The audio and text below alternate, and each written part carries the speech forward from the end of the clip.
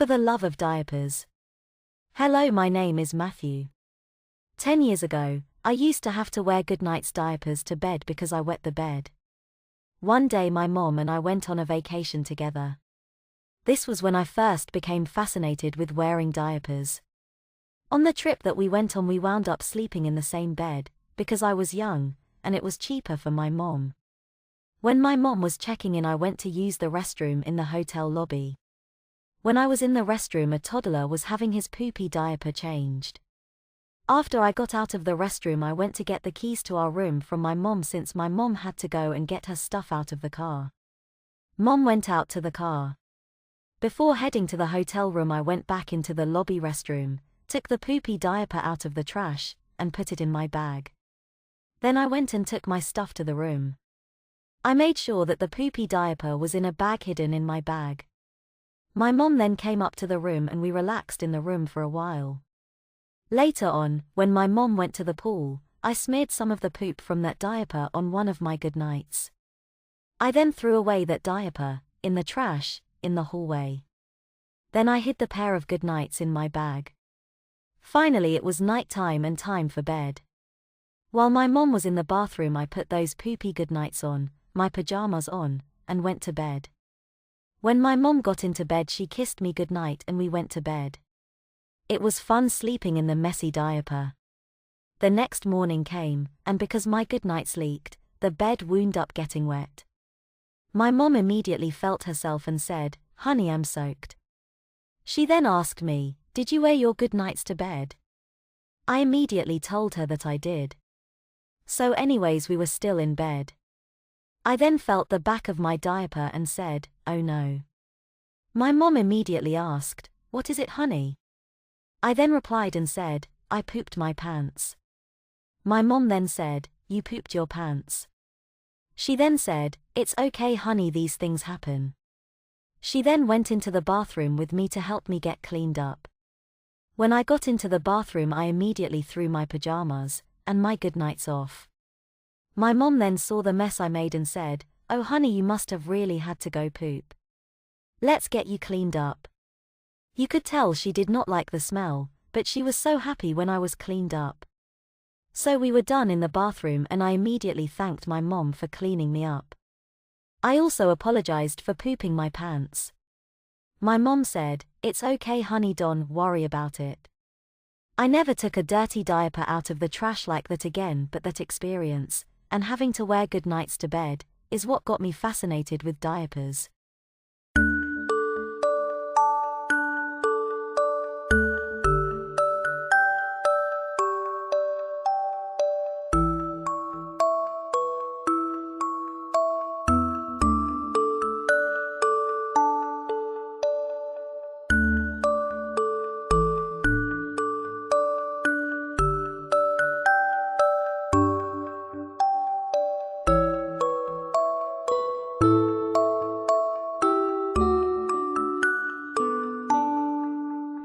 A visitor to Triton.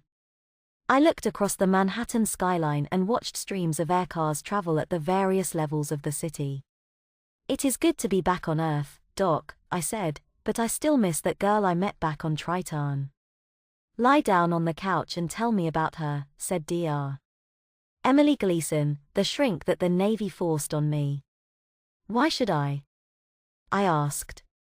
"No one takes me seriously when I talk about her." I stared at the ceiling and paused. "No one takes me serious at all. Why should I bother if you are not going to take me seriously?" "Just humor me," she said. She flicked her tablet with a finger, obviously going through her notes. "Tell me about Allison Randall." The ship was dark, the only light came from the day side of Neptune, but I piloted the shuttle closer and closer. The ship was completely dark. There were no running lights and no indication of anything approaching life, but I continued onward. As I drove the shuttle around the ship, I saw a horrible tear in the hull that went across all 5 decks of the ship. There would be no survivors unless they were suited or they were trapped in an airtight compartment somewhere. It was a bulk carrier. It was a common enough ship even today. It contained 5 decks and a spine to which cargo containers were attached. The only difference between it and a modern FTL ship was the massive fusion tanks on the tail end of the ship. Modern ships replaced most of the tank space with an FTL engine. I drove the shuttle around until I found a hatch where I could enter the ship. The only good hatch was on the spine. I set my coffee on the co-pilot's seat and went inside to look for survivors. Why not? I thought. I would just tell her everything about the girl I left behind on. Maybe she would believe me. Well, it started back when the Orion stopped by for my regularly scheduled relief. The alarm blared in my quarters. The relief ship was arriving. I had been stationed on Triton for 2 years and my relief would finally take over so I could return to Earth and go to the next place the Navy wanted to send me. I had requested Mars, the second most populated planet in the solar system. Triton station had a crew of 1, just me. Before the advent of faster-than-light travel, Triton acted as a way station at the edge of the solar system. The newer FTL ships would blink into and out of existence at the orbit of Saturn, thus they never needed to come way out here. Only the slow boats came to Triton, and as soon as they arrived in the solar system, they upgraded their engines to FTL and never returned to Triton. The only slower-than-light ships around were those that left before FTL's invention. Still, there were quite a few out there and Earth Command wanted someone out here to greet them. Since I was stationed out here, the only ship I had seen was the one that brought me out here to the butt end of the solar system. The Orion was the second ship I saw, but it had come from Earth to relieve me. USS Orion, I spoke into the mic, this is Triton Station. I look forward to your arrival. I then waited the 2 minutes for my message to travel the 18 million kilometers back and forth to the ship. After the wait, the speakers sounded, sorry about this, Triton Station, but the ship is in plague status. No personnel may be transferred from our ship to the planet. We are at quarantine. A container of supplies will be dropped to you. My heart sunk. I was stuck here and I would be alone for who knows how long until the Navy saw fit to send another ship out here. How much longer am I stuck here? I asked. We sent a message to Earth and they sent another ship immediately. Your estimated time of arrival is 6 months. I clicked off the radio and swore. There would be another 6 months of not feeling the breeze on my cheeks. There would be no pizza from Manhattan Pie Company and worst of all, no people to talk to. The loneliness that I had put behind me for the past 2 years suddenly came to the forefront of my mind. So Alison Randall never arrived on the Orion, asked my shrink. Of course not, I said. She arrived on the bulk carrier, the SS Fortune. Go on with your story then, she said. In the weeks that followed, I became more and more despondent. I was still imprisoned on Neptune's largest moon for 5 more months and I was bored. I had watched every holovid, read every text drama on my tablet, and even went so far as to write my own stories. One night, at exactly midnight, I heard an unexpected alarm. A ship was arriving, but this ship was transmitting a distress signal. Triton Station had 1 shuttle stationed there and I ran to the shuttle. The message attached to the distress signal said that the ship was rapidly losing air and that they needed help. I wasted no time. The ship was dark, the only light came from the day side of Neptune, but I piloted the shuttle closer and closer. The ship was completely dark. There were no running lights and no indication of anything approaching life, but I continued onward. As I drove the shuttle around the ship, I saw a horrible tear in the hull that went across all 5 decks of the ship. There would be no survivors unless they were suited or they were trapped in an airtight compartment somewhere. It was a bulk carrier. It was a common enough ship even today. It contained 5 decks and a spine to which cargo containers were attached. The only difference between it and a modern FTL ship was the massive fusion tanks on the tail end of the ship. Modern ships replaced most of the tank space with an FTL engine. I drove the shuttle around until I found a hatch where I could enter the ship. The only good hatch was on the spine. I set my coffee on the co-pilot's seat and went inside to look for survivors. I floated through the spine of the ship and watched for any signs of life. There was air there, but as I walked forward of the spine the hatches all had red pressurization faults. All 5 decks were airless. Since I couldn't get to the main hull of the ship, I walked aft. That is when I saw her. I'm from Triton Station. I am here to rescue you. She was young, probably in her early 20s, but dirty and disheveled. And she stank like a bad environmental plant and lack of showering. Everyone else is dead, she said. I took her by the hand and put her in the co-pilot seat in the shuttle. I'll take you back to Triton Station, I said. You'll be safe there. She was too shocked to say anything else, so I just let her be silent. She had just lost the rest of the crew of her ship.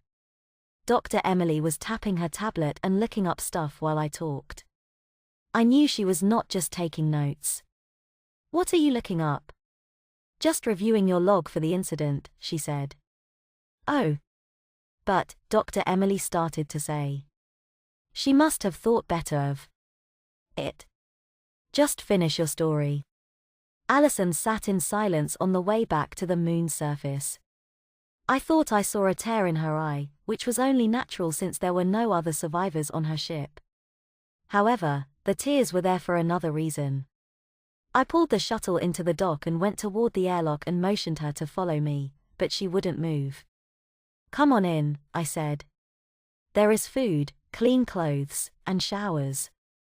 She gave a sheepish look and then stood up to reveal a circular wet spot on the co-pilot's chair. Her face turned red as she looked down at her seat. She said, I have trouble getting to the bathroom. I sighed and we left the shuttle. Once in the passageway, I stooped down and caught a cleaning robot that was rolling along the corridor and took it back into the shuttle with me. I dropped it on the co-pilot's chair and returned to the passageway. The girl stood there waiting. I will take you up on that offer of a shower and clean clothes. Of course, I said. I took her to my quarters where the only working shower in the small station was located and motioned her inside. I went back to my bedroom and opened my drawer to look for something for her to wear. I was a bit larger than her, so I just picked a t-shirt and some shorts for her. The shorts would obviously be big on her, but she cinched the belt tightly around her waist. I slipped into the head and set the clothes on the sink. After that I slipped out. She finished soon after I left. I had never met a woman on Earth who took such short showers, but she was from a spaceship and water is scarce, especially on a slow boat traveling between the empty gulf between the stars. When she came out of the head, the t-shirt and shorts looked quite large on her, but she smiled at me. Thanks, she said. Are you ready for dinner? I asked. She rubbed her stomach. Are you kidding? I haven't eaten for 3 days. I was trapped in the spine of my ship and couldn't visit the galley or the rest of the ship. Well, let's take care of that. I lead her to the galley and started taking packages out of the boxes of supplies that lined one wall and covered the galley tables. I had emptied the container that was dropped and brought everything inside and just put it along the wall. I pulled out some pre-made chicken cordon bleu and made that.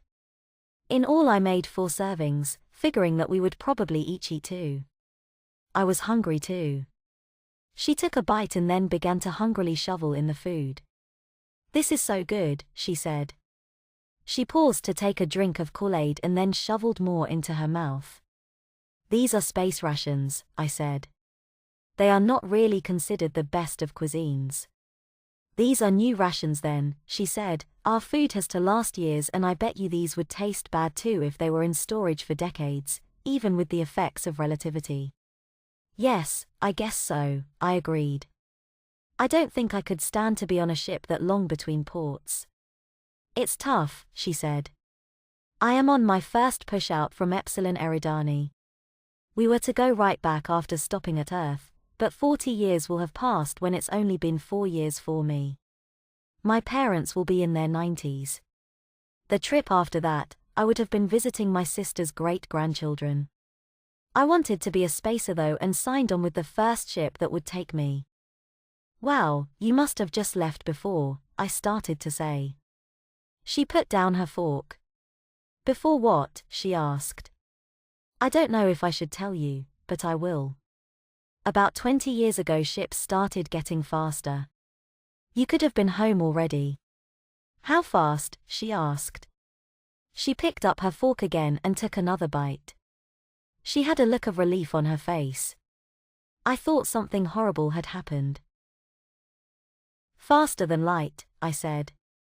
A journey only takes the amount of time needed to go far enough away from the sun, and then it is instantaneous. How far away? She asked. I could get home next year. Depending on the spectral type of the sun, it varies. In the solar system it is about 10 astronomical units. I heard a pattering sound coming from beneath her chair as she stared at me open-mouthed. I looked down and saw a growing puddle. When she noticed what she did, she looked down and turned bright red. She looked at me. I'm so embarrassed. What you said took me by surprise. She stood up and looked down at herself. I get like this when I am taken by surprise. Perhaps I should be wearing diapers. I was inclined to agree with her. What happened on your ship when this happened? I asked. It's just been happening the last couple of weeks. They put me in EVA diapers. I heard they were going to beach me on Earth because of it. She shuddered. Well, you are pretty much stuck here on Triton until a relief ship comes. We are about 20 astronomical units out from where any ship goes anymore. The only reason we keep Triton open is to support stragglers. Stragglers? She asked. People like you. Slower than light ships that left before they came home to find out that the universe changed and transportation is faster. Anyway, I have some EVA diapers. You probably should wear them until we find out how often you wet yourself. She sighed. Well, okay, she said. I will. She got up and I led her to the airlock. There were spacesuits there. Some were for walking across the planet, but others were for fixing ships in space. The station used to be a lot bigger, and at one time it was a full support base. Now it was just an outbuilding with a section converted to quarters. The full supply of spacesuits and accessories were there. I opened a cupboard and found a pack of EVA diapers and gave it to her. Well, here you go, I said. We can travel quickly throughout the stars, but we can't figure out a better way to pee while wearing a spacesuit. Well, that works for me, she said with a smile. She hurried into my quarters to change. When she emerged, she wore only the diaper and the t-shirt. I can find you another pair of shorts, I said. They made me dress like this when I was on the ship, she said. I'm used to not wearing pants with diapers. Suit yourself, I said, but you can still have shorts if you want. That's okay, she said. It's quite warm in here. So what do you guys do for fun around here? I showed her my tablet. You can either read books or watch movies. I showed her how to access both. So you say you dressed her in EVA diapers and a shirt and she didn't mind, asked Dr. Emily. No, she didn't mind, I said. She will testify to that fact, that is, if anyone can find her. No one will tell me what happened to her. How about you finish the story? That night, if you can call it night, because the southern hemisphere of Neptune is constantly in daylight, I set her up on one of the couches in the staff lounge. Before going to my quarters to sleep, I showed her where the head was in case she needed to use the restroom in the middle of the night. I made sure she had plenty of blankets and was comfortable before I returned to my quarters to sleep. I woke up later with a soft, warm body pressed up against mine. It was Allison. She was fast asleep, but I woke her up anyway. What happened? She asked. She stretched and turned to look at me. I decided to give her the benefit of the doubt. You must have sleepwalked or something. You crawled into bed with me. Oh, yeah. She yawned and stretched again. I couldn't sleep all alone. The ceiling creaks and the couch is uncomfortable. Besides, you are cute. I want to sleep with you. What? No, I said. Go back to the lounge and sleep on the couch. Please, she said, just for tonight. You're too young. I'm almost 30 and you, I paused because I didn't know how old she was. Are too young. What's the date, she asked. I told her. Well, I am almost 41, she said, and that makes me a cougar, but plenty old enough. A cougar? I asked. What's that?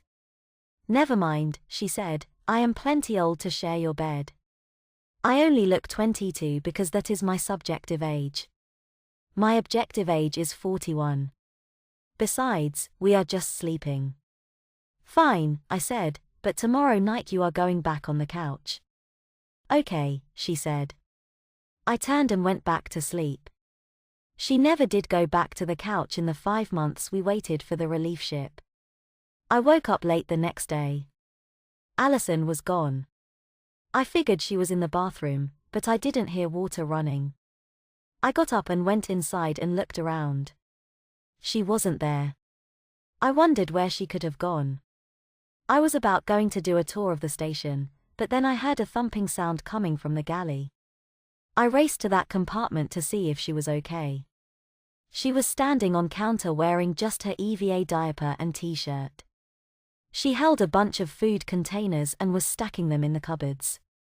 What are you doing? I asked. She pointed to the row of cartons stacked along one of the walls of the galley and stacked on the tables. I am stowing the supplies, she said.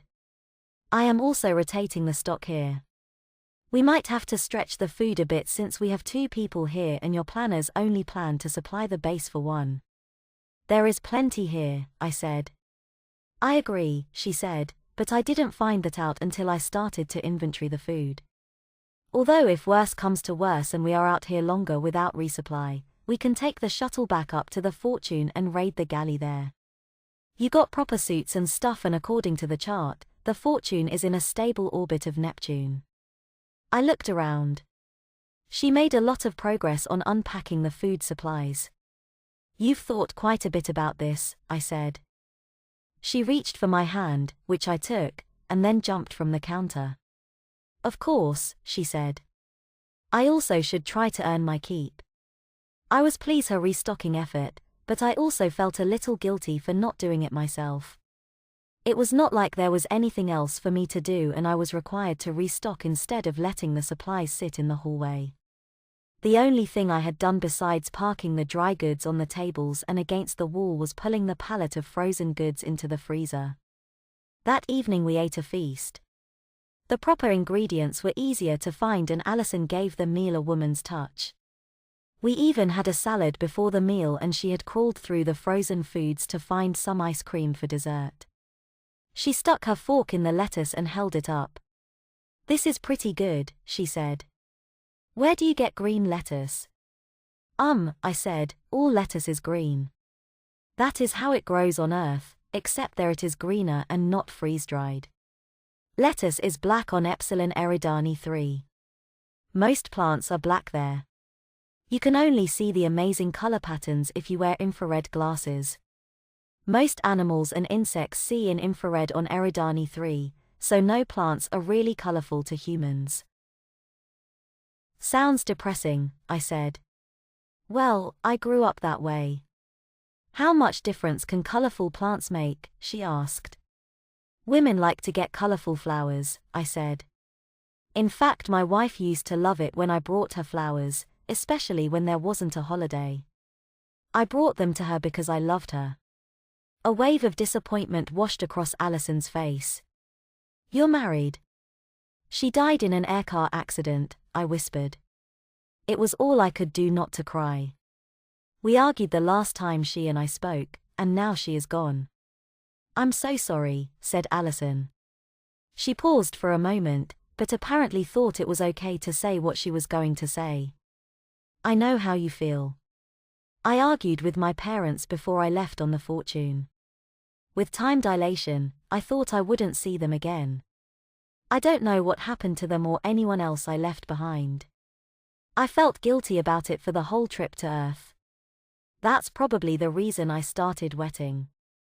But now you can go back home in about 6 months and see them within the year, I said. That's true, but Mom and Dad are almost 70. I hope they are still around when I visit again. We finished the meal, and by the time we started on dessert, the conversations had moved to lighter subjects. They usually just spray paint the leaves of existing trees and flowers when they do movie scenes that are set on Earth, she said. Of course, now with FDL, they can now bring real Earth plant seeds to use in sets. They'll probably need to use special lights if they want them to grow, I said. Suddenly an awful smell filled the air. I wrinkled my nose and then looked around for the source of the smell. Oops, said Allison. Her face turned red and she smiled slyly. You didn't? I asked, astonished. She took one last bite of her dessert and then stood up. I'll go shower, she said. She turned and waddled away with an obvious bulge in the back of her EVA diaper. The next day I caught her in a wet diaper. Allison, I asked, are you trying to get to the bathroom on time? I am wearing a diaper, she said. I don't really need to worry about getting up to use the restroom. Besides, you don't tease me like the other crew members of the Fortune. I sighed. You know you can become dependent on diapers if you don't try to avoid accidents. You don't really want to deal with diapers when you get to the beach on Earth and want to wear a bikini. She nodded. You are being nice about this.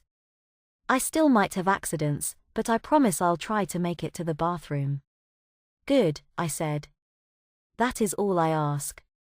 After that she made more of an effort to get to the bathroom. She still used her diapers at night when she was in bed, but I didn't notice her sitting in a wet diaper as often during the day. When we had been together for almost 5 months, the incoming ship alarm went off. I raced to the control room and Allison followed behind. What's that sound? She asked. Our ticket to Earth, I said. We can tow your ship back to Earth so you can sell your cargo and then arrange passage back to Eridani. You might even make enough on your cargo to buy an FTL drive for your ship, make repairs, and head back home to see your parents. I'll believe that when I see it, she said. I picked up the mic. Gemini, this is Triton Station. Please state your ETA and intentions. I waited for the time for the round-trip communication. This is Gemini. ETA is 6 days and our intentions are resupply and relief for station personnel, the voice from the speaker said.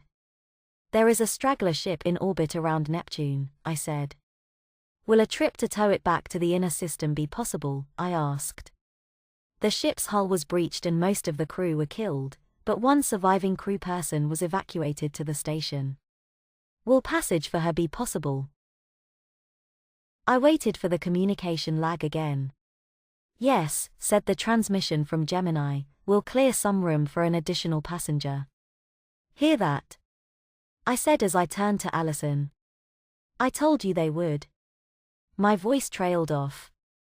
Allison was gone. None of the crew of Gemini could find any trace she was on the station at all, said Dr. Emily Gleason. Why do you think that is? I don't know. She had to be on the station somewhere. No spacesuits were missing and the shuttle was the same way I left it when we arrived from the Fortune, I said. Where was there to hide on the station? She asked. Never mind. Please finish your story. In the final week when I was awaiting the arrival of the relief ship Gemini, I searched the station from top to bottom looking for her. She was nowhere to be found. I searched the galley, the lounge, my quarters, the restrooms, and even the sanitary tank reservoirs. The latter was the most disgusting place to look, but I didn't care. I had to find her. I then checked the shuttle. It was in its slip and it was empty. The cleaning bot I had put on the chair had even cleaned Allison's pee stain. It was still trapped in the immaculately cleaned shuttle and fled through the door as soon as I had opened it. Obviously no one used the shuttles. I also checked out the suit lockers. All the suits were accounted for. I suddenly had a horrible thought. I quickly readied a suit and put it on. I then exited the station through the only airlock in that building. What if she had left without a suit? I walked all around the station, even though I knew she couldn't make it 10 feet without a spacesuit. Triton's outdoor temperature was almost 400 below zero on the Fahrenheit scale. I finally went back inside. The crew of the Gemini found no sign of her either. Finally, I had to get on the ship and go home alone. Instead of going to Mars, I was sent straight to Earth. So what is the official story about where she went? I asked. She never existed, said Dr. Emily. You made her up. But she was there.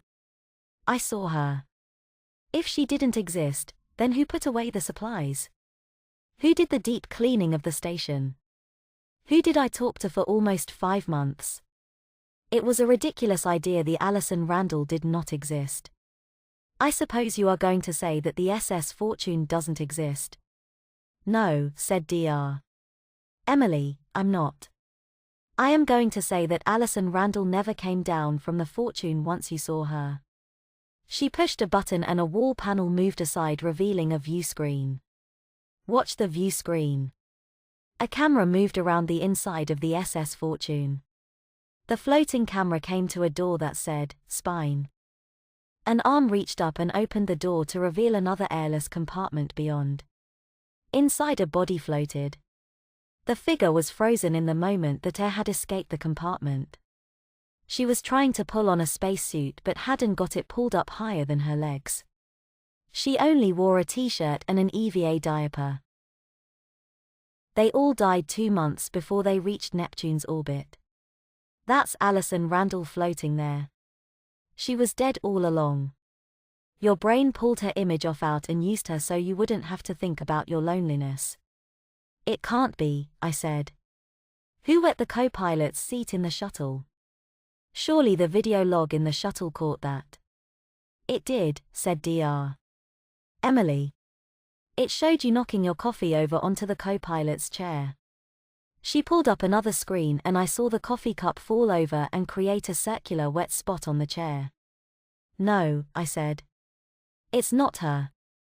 I pointed to the other view screen. That is some other girl. Alison came back to the station with me. Look, said Dr. Emily. The body rotated until I could see her from the front. The name tag area of her shirt said Alison Randall. She looked the same as Alison, but her skin was a bluish shade. She almost looked like the way my wife when they dragged her body from the crashed air car.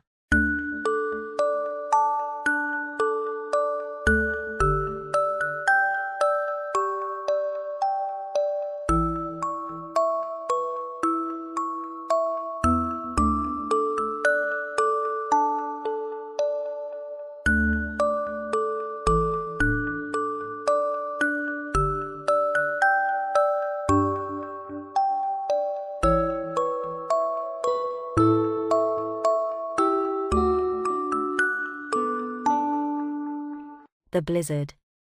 Come on Kate, let's go, the snow is starting to get bad, said my co-worker. Okay, I'm coming, I muttered. Tonight I am not going to my apartment for an evening of diapers and physiology homework. I am staying with a co-worker because they are spraying for bedbugs in my apartment. Let me backtrack here and tell you the odd relationship with my co-worker. I am a recent graduate of a very small high school, and 6 months after graduation I am already working an office job at the high school part-time while I am in college. So my co-worker teacher has known me since I was 16 years old. She helped me with my IEP, and was a friend to me when I needed one. Since my recent graduation have moved from the teacher-student role to friends. I still do not call her by her first name, because it still feels weird. We walked out to the car as the snow seemed to blind me even more. I have poor vision to begin with. Ms. Darling grabbed my arm and said, "Come here, I know you can't see as it is," as she pulled me to the car. This is the point I should explain our physical differences. Ms. Darling is about 5 feet 8 inches and 250 pounds, and I am 5 feet 2.5 inches and all of 125 pounds. So when I say she pulled me, she pulled me. We got in the car and I reached my hand into my bag and felt around for my prize. Crap, where is it? Did it fall out? No, there it is, thank goodness. My hands had closed around my adult size NUK 5 pacifier. I had never taken it out in public, but did not want to leave it at home to be exposed to whatever they were going to spray to get rid of the bedbugs. Ms. Darling had offered to keep me for the night when I was complaining about the frequent bites, and mentioned they were going to spray my building. I was pulled out of my thoughts about my pacifier by the car skidding to a stop.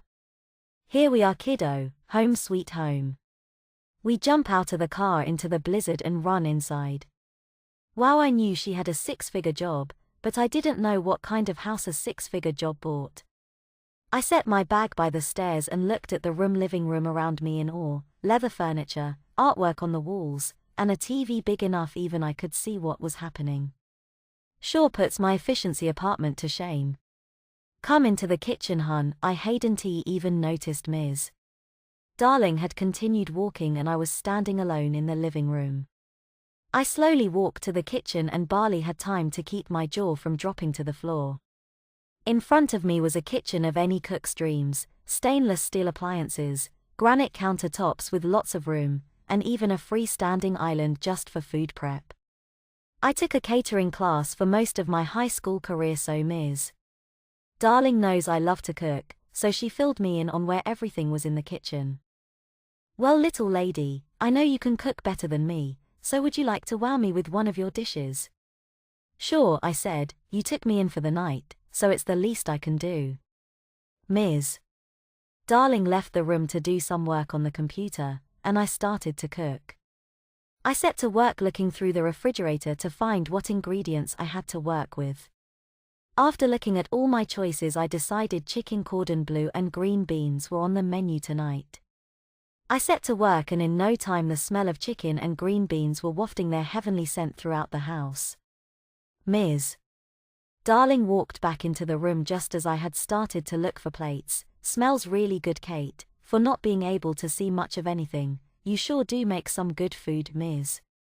Darling said. Thanks, again it's the least I can do, I said. You know, Kate, it's nice to have someone here tonight. It does get lonely sometimes, she said as we sat down at the table with our plates. Do you want to try some wine, Kate? Oh yeah, sure, I accepted quickly. I had never been one for wine, but an adult had offered it, so I took it. It's kind of nice to be sharing dinner with someone tonight. It does get kind of lonely sometimes, I said. Ms.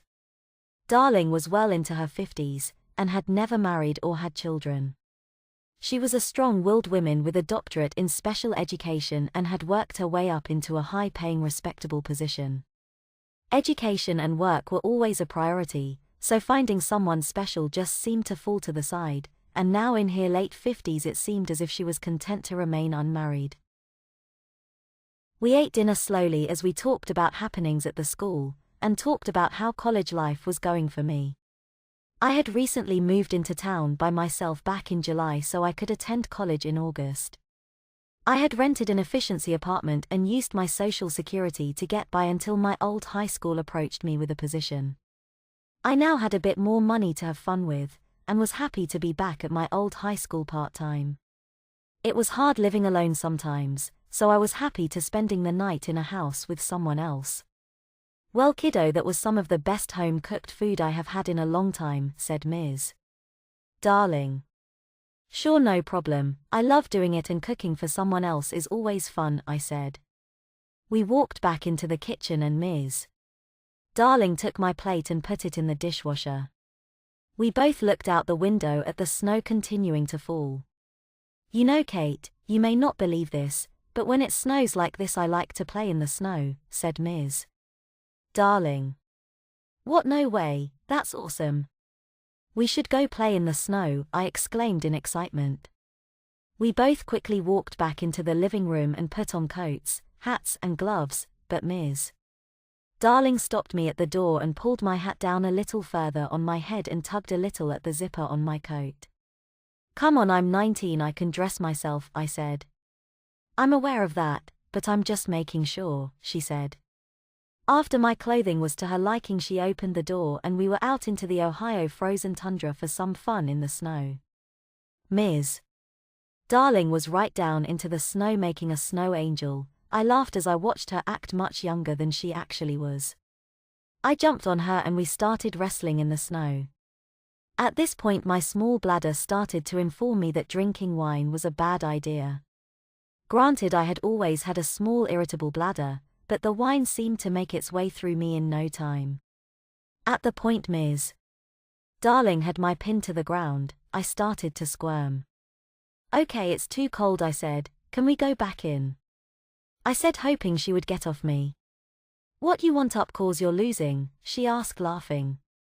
"No," I said, getting more and more uncomfortable with her weight pressing on me, "I'm just cold." She rolled off me and I stood up. My bladder really let me know it was time to go. She threw a snowball at me and it hit me in the stomach, and I felt a small dribble. "Crap, no, I'm not gonna do this here in front of her," I thought frantically. I started walking towards the front door, keeping my bladder in check as I walked. Ms. Darling followed behind me, finally agreeing it was cold. I tried to open the door, but it wouldn't open. I looked at Ms. Darling for an explanation. "Oh, it must be the combination lock, I've got it." I stood beside her fidgeting. "What's wrong, Kate?" "Snow in your shirt?" she asked. "No," I said. "I need to go to the bathroom," I said, sighing. "Oh, so that's the problem," she said, ushering me in the door quickly. She pulled off my coat, hat and gloves quicker than I could say anything and gave me a slight push toward the stairs. "Hurry up then, don't want any problems, do we?" she said as she walked into the kitchen.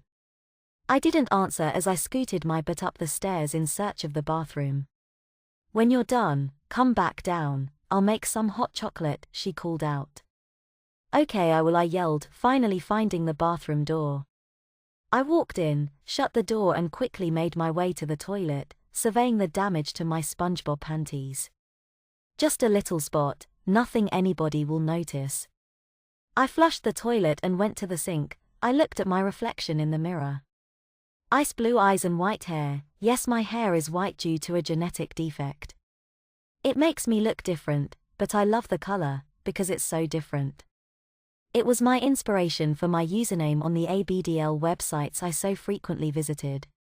Powder hair, because my hair is the color of baby powder. Then I looked at my face. It doesn't look 19, 12 would be a better guess. I had always been baby-faced and was often mistaken for 12 or 13 because of my size and my face.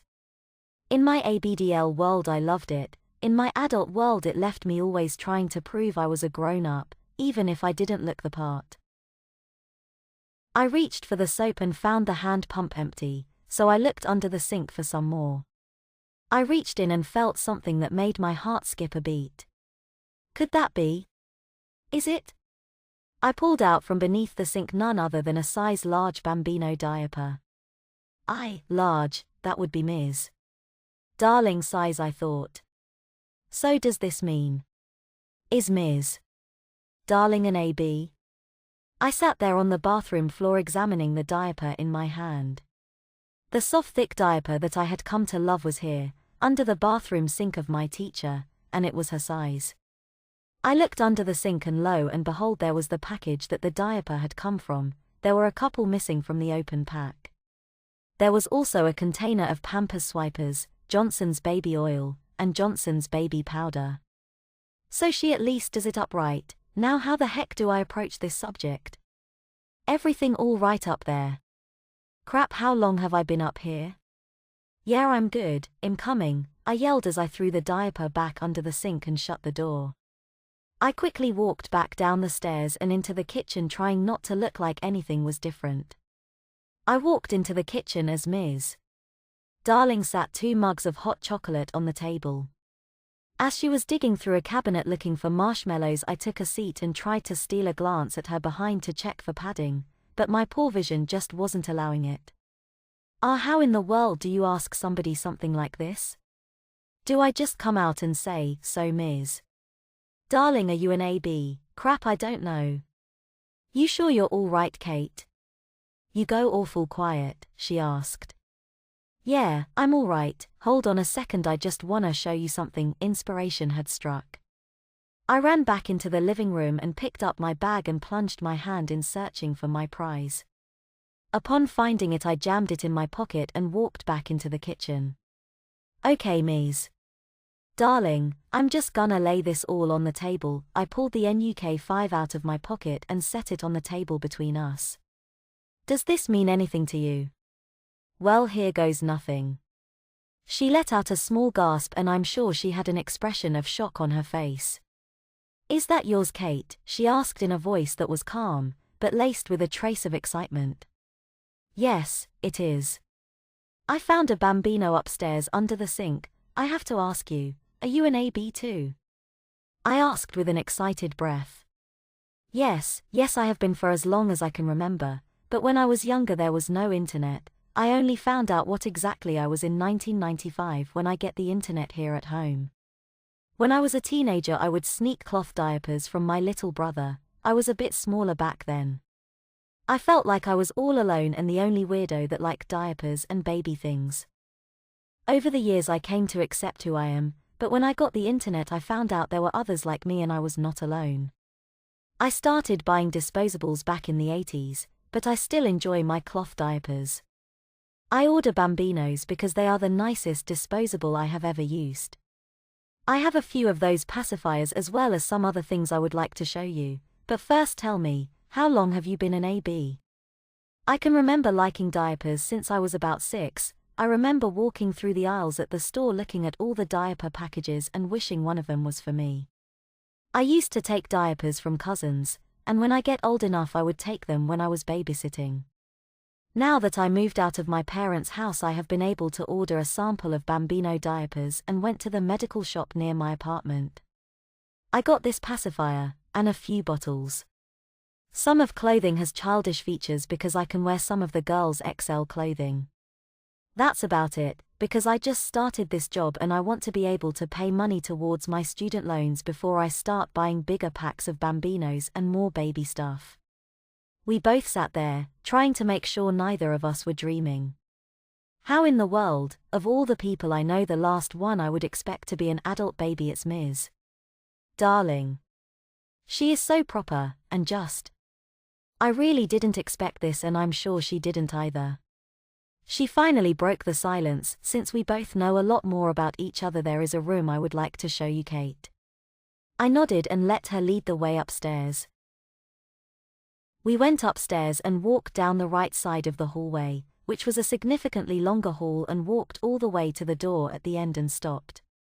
This is gonna be like Christmas came again, she said with a knowing smile. She opened the door and gave me a gentle push forward. I walked in as she flipped the light on and saw the room out of an adult baby's girl's dreams. In front of me was an adult-size crib with strawberry shortcake sheets. A bookshelf full of children's books next to a toy box with Barbies, stuffed animals, wooden building blocks, crayons and coloring books, and baby dolls with all kinds of baby doll accessories. There was a light purple rocking chair by the window. There was a shelf stocked with disposable diapers, but mostly dominated with cloth diapers and plastic pants. There were plain cloth diapers and printed ones, and plain plastic pants and pants with prints and even some with frills on the back. The walls were a light purple with a Disney princess wool border. The carpet under my feet was purple, fluffy and soft. I turned back to look at Ms. Darling and she said, when you have a 6-figure job, you can give yourself a room like this, kiddo. I laughed. I just really did not expect any of this, any of it, at all. She walked towards the rocking chair and took hold of my wrist as she walked. Believe me, I didn't either. I have never met another AB in my life, let alone expect one of my old students or one of my now co-workers.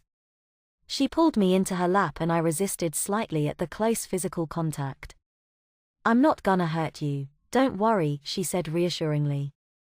I had grown up in a home with little physical contact, so physical contact was something I had always been afraid of.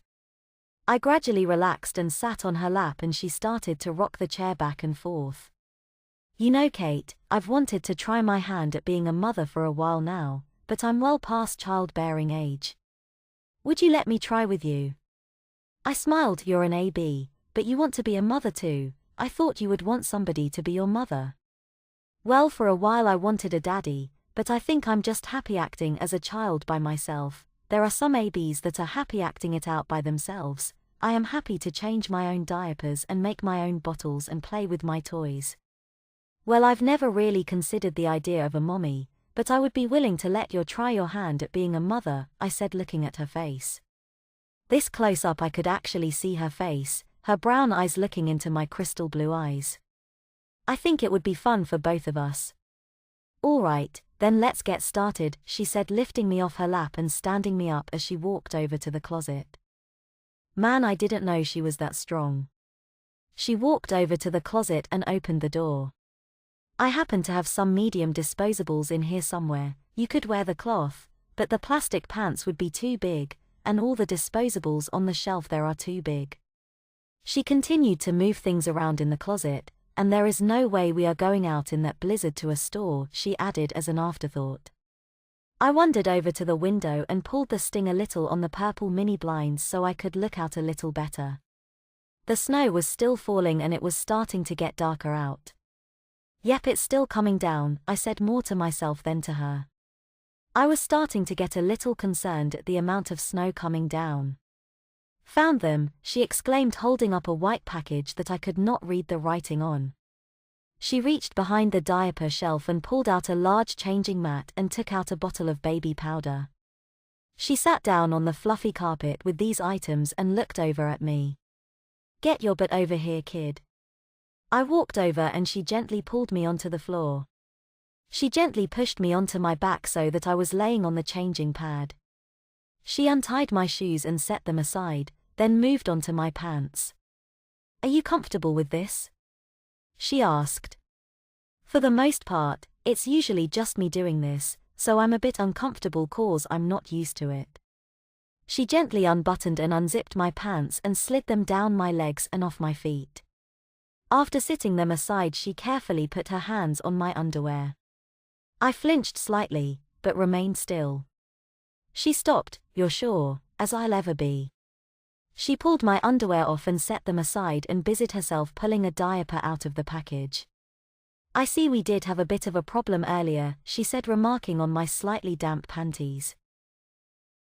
I blushed but laughed and said, well, you did jump on me. True, she said, laughing. Lift up now. She slid a diaper under my bottom. As my bottom made contact with the diaper, I got the feeling of excitement I got every time I diapered up. Ms.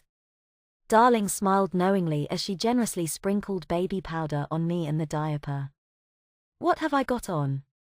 I asked, noticing the thickness between my legs. A molicare, she answered. Their sizes run a little funny, so I ordered them too small and was just saving them so use as stuffers or something of that nature. Glad I didn't get rid of them now. Let's go downstairs and fix you a bottle. How does that sound? She said, taking my hand. Good, I said, nodding and walking with her. As we walked downstairs, I could hear the wind outside really starting to blow. Boy, it sounds like it's serious about this, I muttered. I know, she said as we walked into the living room. Sit here and I'll be right back, she said, walking out of the room. I sat on the couch and looked out the window. It was about 7 o'clock at night, so it was pitch black. Thanks, Ohio. Glad I'm not back at the apartment. This might be kinda scary alone. Ms. Darling walked back into the room carrying a bottle, the contents of which I could not see. She sat in a lazy boy chair and waited for me to come over. I slid off the couch and walked over to her and she guided me into her lap. She turned the TV on so we could listen to the news. I leaned into her shoulder and she popped the bottle in my mouth. Apple juice. High winds will continue tonight as the snow continues to come down. Some areas around the city are reporting as much as 6 inches in the past hour. Stay tuned for more. I snuggled closer as the TV continued to talk about how cold and dark and lonely it was outside, because I was here inside warm and safe with someone who wanted to take care of me, and who wanted to make sure I was warm, happy and comfortable. I laid there against Ms. Darling's chest slowly sucking the bottle and listening to the rhythmic sound of her breathing and heartbeat. I never knew how comforting that sound is. Slowly the sound of the TV faded in the background and all I could hear was her breathing and heartbeat. Maybe this is why people look for mommies and daddies, not for somebody to take away their adult life, but for somebody to love them and care for them. Being born with a disability gave me a burning desire for every shred of independence I could have. From early childhood I had always acted like I didn't need anybody and that I could handle it all on my own. So this was part of the reason I had never been interested in having a mommy or daddy, because I felt it was take my cherished independence. In just the last hour I realized that this was not the case at all. People looking for a mommy or daddy just wanna be loved like the rest of us. Seeking a mommy or daddy did not take away from independence, it's finding the love I so desperately wanted. Emotion flooded me as the full force of my loneliness hit me. I turned to God at age 12 and since then felt I was not alone on my walk through life. I found purpose and started enjoying life. Yet growing up with parental problems and emotional walls I felt I had missed out on a childhood. I had to be there for myself and for my parents when they needed me, at a very young age. Maybe this was God's way of giving me a chance to feel like a little girl that didn't have to worry about if mommy was mad at daddy, or if daddy had a bad day at work. God, I know you work in interesting ways, so I'm just gonna keep going with the flow here. I came back to reality as I felt fingers running through my hair. What's the matter, sweetheart? Suddenly I felt my throat constrict and noticed tears on my cheeks. I looked into her brown eyes and managed to squeak, "Thank you." She responded in a voice full of emotion, "You're more than welcome." I moved my right hand up to her face and felt it was wet.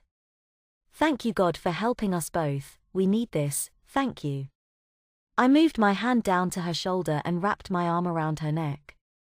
I finished the bottle and she sat it on the coffee table next to her. We continued to sit in the same position and I listened to her breathing returning to a normal pace. I came back into reality yet again with pangs from my bladder signaling that a combination of the wine and apple juice was ready to continue its journey outside my body. Oh, this is gonna be weird sitting on her lap, she's gonna know. I relaxed and let my bladder go.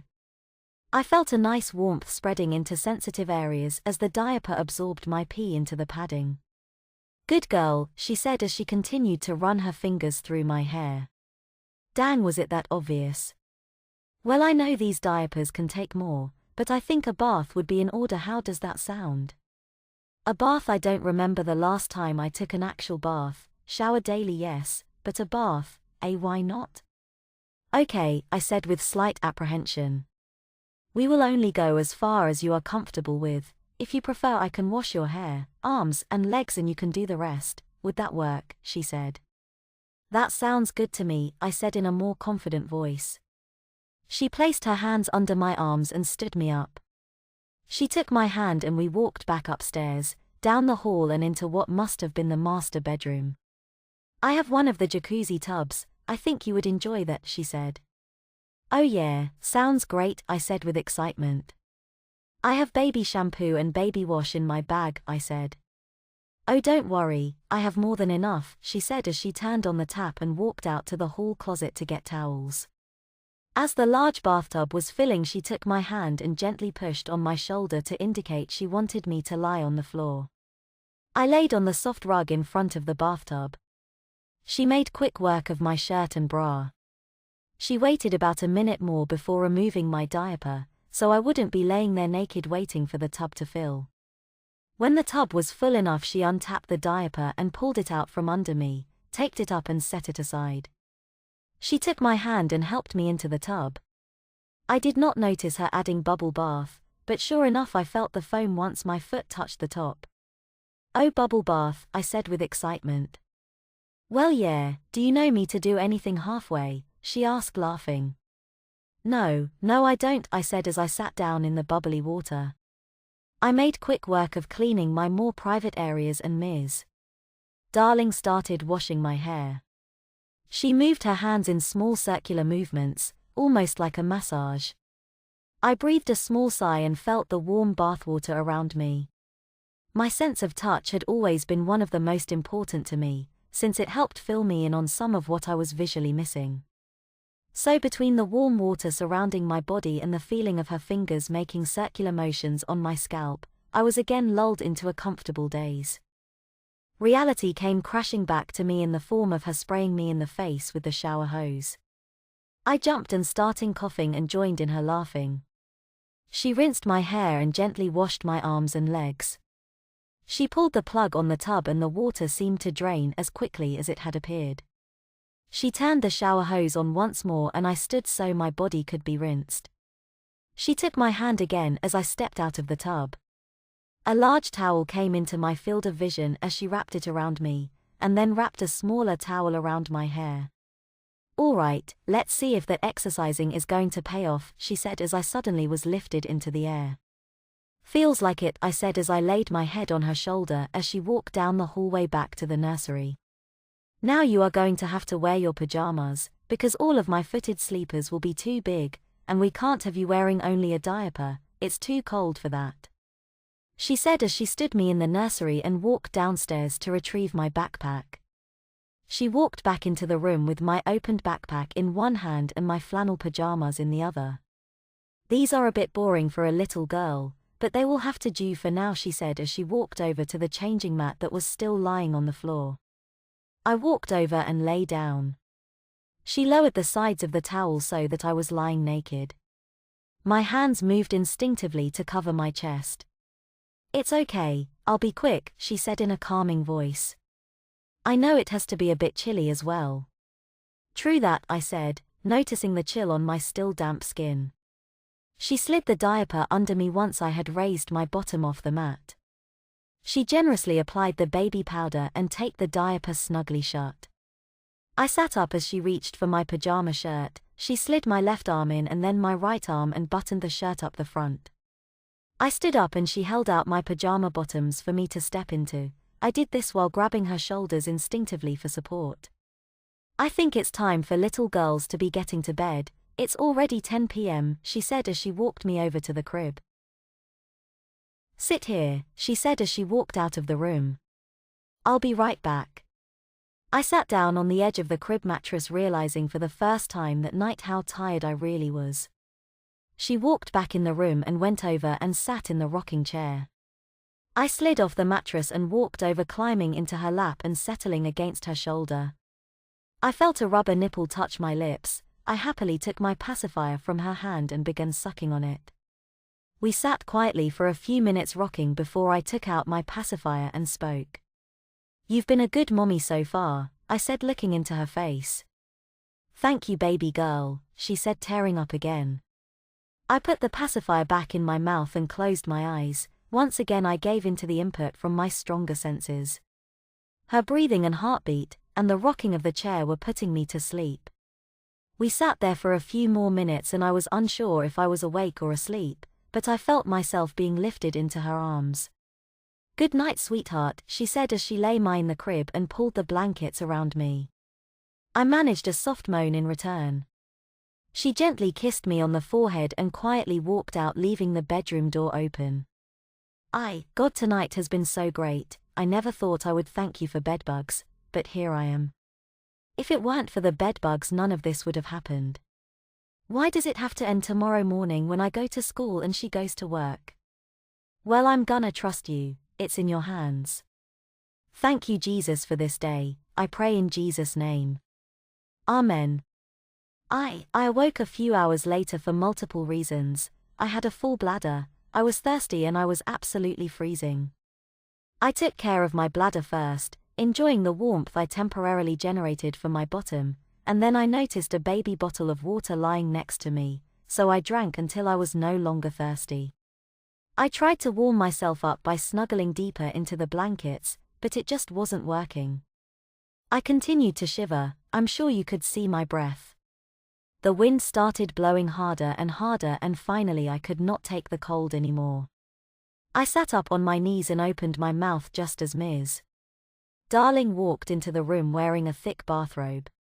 "I bet you're cold, the wind knocked out the power," she said as she lowered the side of the crib and I held my arms out for her to pick me up. She lifted me almost effortlessly into her arms and I wrapped my arms around her neck and laid my head on her shoulder, still shivering. "Gosh, baby girl, you are cold," she said as she carried me down the stairs into the living room. She sat me in the lazy boy chair from earlier and walked back upstairs. "I'm going to get us some blankets." I sat in the chair for what felt like forever, shivering and listening to the wind howl outside the window. Sitting here alone listening to the wind and in the dark was getting a little scary. I became lost in the sound of the wind, so when I felt a hand touch my arm I screamed.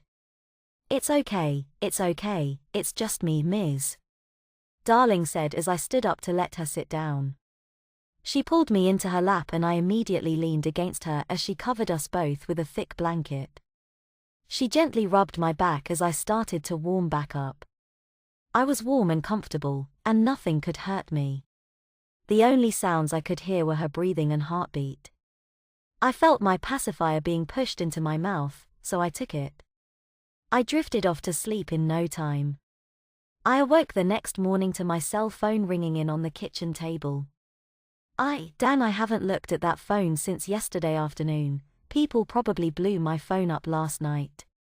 Yep, 23 text messages and 3 missed calls. I untangled myself from the blankets and quickly made my way to the table and answered my phone. The automated phone system announced to me that my school was closed because of the level 3 snow emergency across the county. Right on, no school today. My bladder requested my attention after drinking that whole bottle of water earlier that morning. I stood still and relaxed and enjoyed the feeling of warmth spreading back towards my bottom. I put my hand inside my pajama bottoms and felt the smooth plastic of the purple diaper. I could tell the diaper was defiantly wet, but it wasn't leaking. I could get used to these.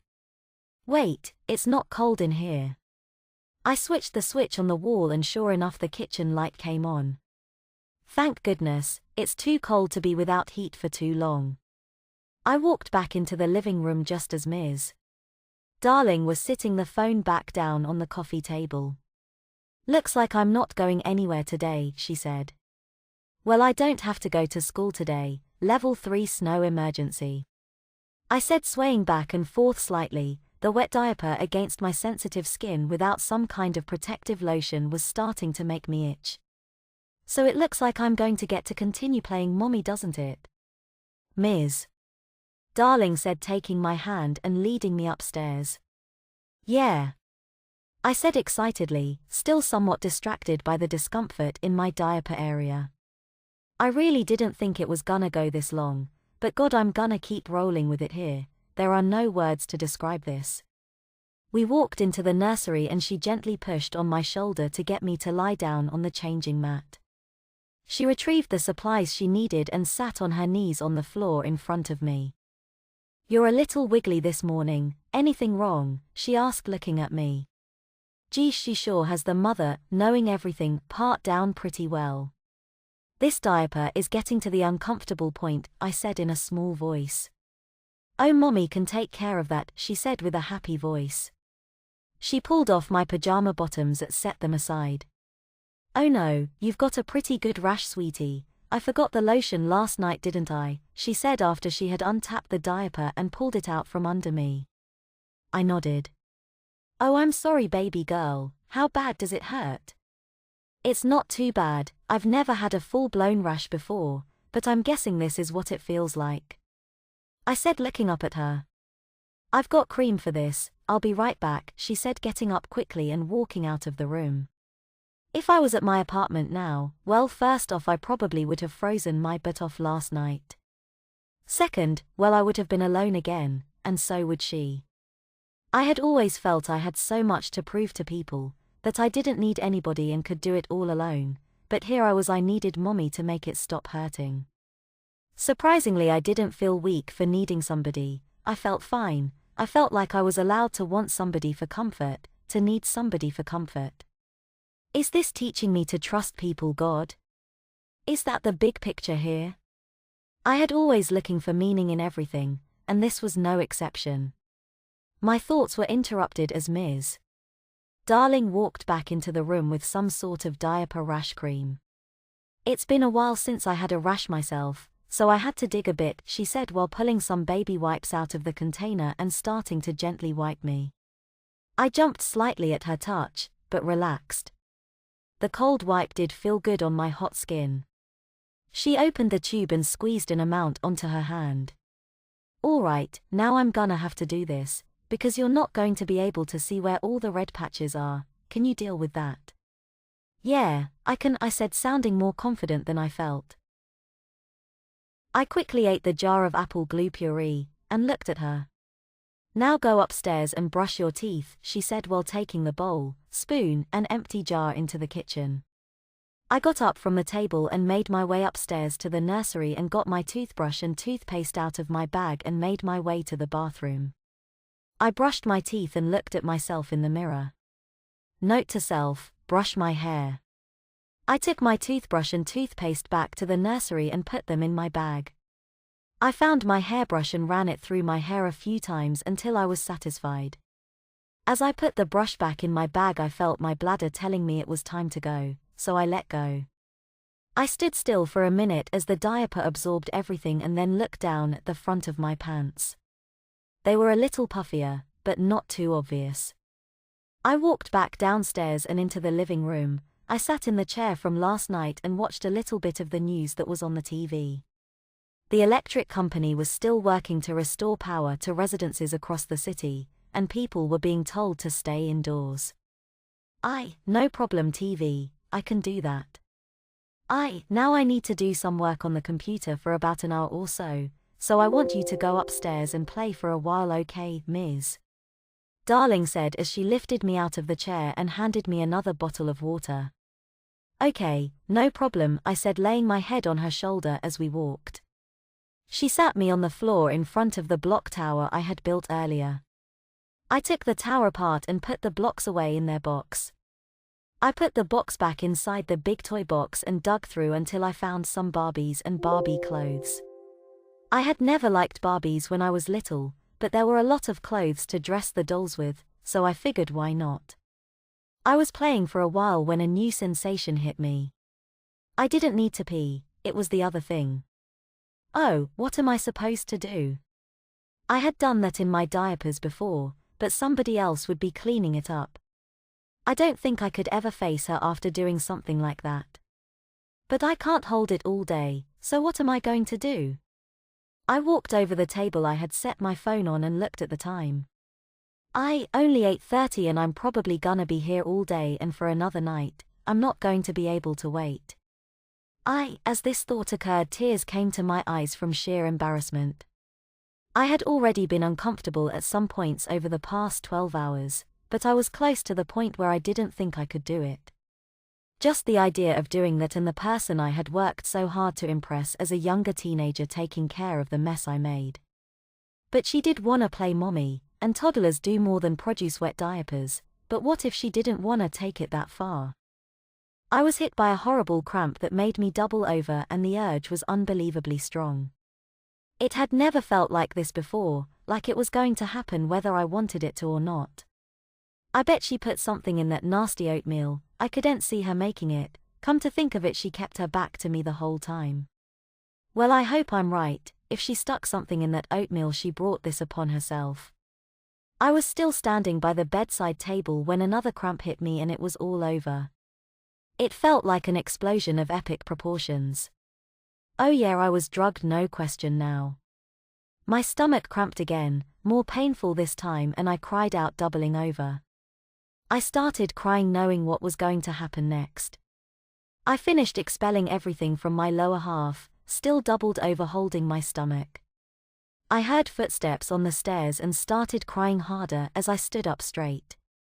What's the matter, baby girl? She asked, walking quickly into the room. I think you know, I said, still crying. Did the oatmeal move you along, dear? She said in a knowing voice. I responded with a fresh wave of wailing. I hated feeling embarrassed, and at that moment I felt I could not relate to the ABDLs or sissies who enjoyed humiliation. It was not my cup of tea at all, and never would be. Now don't be embarrassed, this is all a part of being a toddler and a mommy. Little girls use their diapers, and I wanted to make sure you did, she said, taking out the changing mat and placing me on it. She wiped the tears off of my face and started rubbing my stomach. My crying quieted down after a few minutes. I was just making little noises every once in a while, but not really crying. There, it's not so bad, is it? She said, smiling. I would have appreciated some warning, I said quietly. I know, but I take the oatmeal out of the can when I buy it and put servings into baggies and add some laxative to some of the baggies, so after I am wearing a diaper I pick out a bag and sometimes I end up with a messy diaper and sometimes I don't, so I wasn't sure what you got this morning until I heard you. She said as she started removing my pants. I nodded, still dreading the war zone she was about to unleash upon the world. She untapped the 4 tapes on the diaper and I turned away. I couldn't bear to look at her while she cleaned me up, I just couldn't. I don't care if I'm in little mode or not, I just can't do it right now. Sweetie, it's really not that serious, it's better than when I eat the oatmeal. You're smaller and you were standing up. Besides, if I didn't want to clean it up, I would have fed you something different this morning, so you can look at me and stop pouting. I grudgingly turned my head her direction as she started to wipe the mess off. I was able to see she was smiling. How in the world can she be smiling while cleaning that crap up? Is it because she really does care that much about me? That's how a real mother would be. You're a good mommy, I said, looking in the direction of her eyes. Thank you, she said, her voice wavering slightly. I never realized how much it means to feel like somebody needs you, and how good it feels to care for someone you care about. Ever since I met you when you were younger, I knew the tough girl thing could only go so far. I knew it so well, because you were and still are the picture of me. On your own, and have been for longer than you should have had to be. You grew up too early, as did I. It helped you be successful at such a young age, but it left you feeling like you were missing something. I was about your age when I really started acting on my AB feelings and it made me feel better.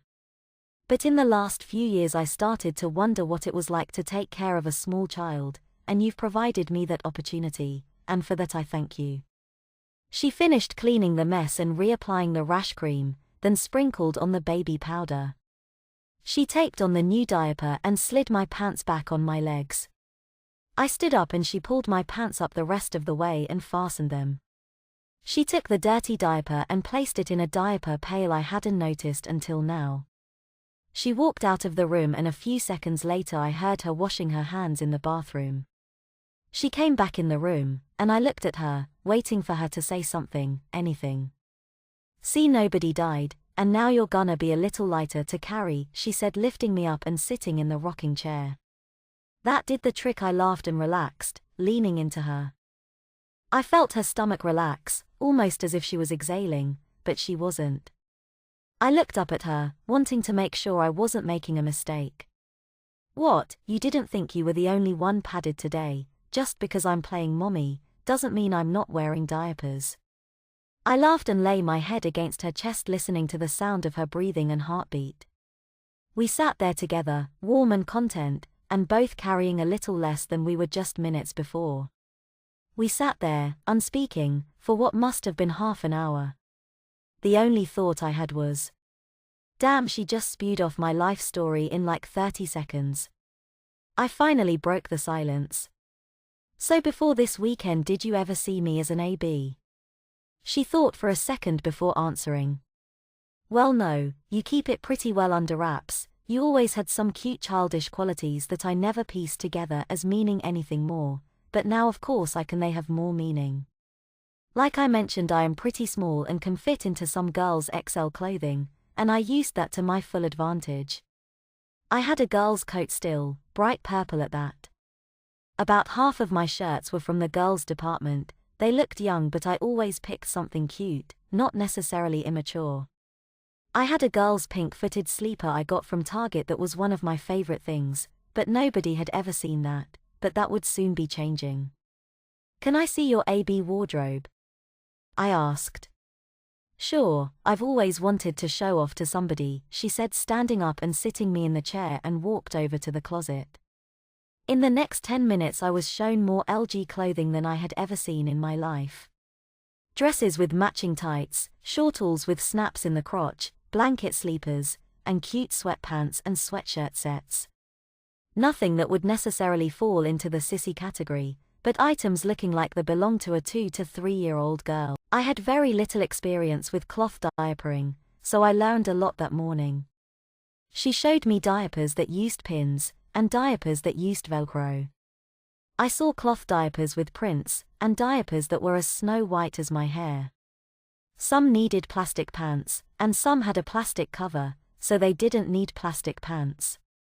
Then there were the plastic pants themselves, a rainbow of colors, blues, purples, pinks, and so much more.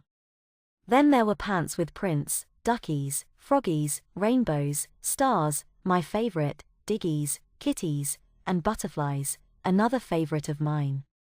And now, I think I'm going to take this opportunity to change Ms. Darling announced after the last of the plastic pants had been put away. I think it's going to be one of these cloth diapers. Pick out a diaper and some plastic pants for me, will you, dear? I would like a surprise. I jumped up out of the chair and picked a Velcro diaper and the pair of plastic pants with stars and handed them to her. She nodded and accepted my choice and lay down on the floor. Now I'm not going to ask you to do this, because right now I'm still the mommy and you're still the toddler. Besides, I know I can do this quicker, she said as she removed her pants. I nodded in agreement, sitting back down in the rocking chair, relieved, politely trying not to look at her. She had changed in what seemed like 15 seconds, and before I knew it she was standing up pulling up her pants. I'm not sure if I would have been able to change her or not. I've never changed anybody bigger than a toddler. I know I would have taken longer than she did. I can't even change my own diaper that quickly. Years of practice really do help. She finished by putting hand sanitizer on and walked over and lifting me up yet again. I think you can watch some cartoons while I finish the work I need to get done. I nodded my head as we walked downstairs. She sat me on the floor in front of the TV, and handed me the remote. I turned on PBS and was delighted to find Kayla. Ms. Darling came back into the room and handed me a bottle of vanilla soy milk. Thank goodness she remembered I'm lactose intolerant. The mess earlier would look tame compared to what could happen if this was cow milk. I lay back on the floor and watched TV, slowly nursing off the bottle of cold vanilla goodness. I became aware of a pressure in my lower stomach and released my bladder into the dry diaper.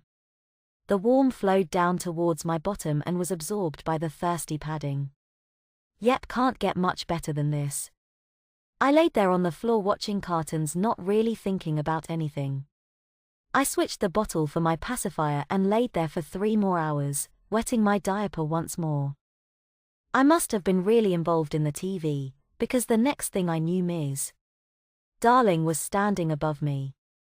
I jumped about 20 feet in the air and added a little more liquid to my diaper. Getting into Sesame Street, she said, laughing. I sat up and nodded. I'm done working for now, so how about some lunch? Yeah, I said, for the first time noticing that I was hungry. She took my hand and we walked into the kitchen. There was a Dora the Explorer placemat on the table in front of my chair. She guided me into the chair and walked into the kitchen. Please, no baby food. I can hear cabinets opening and closing and hear the fridge open and close. Please, no baby food, it sounds promising. I hope. A few minutes later she returned with 2 plates.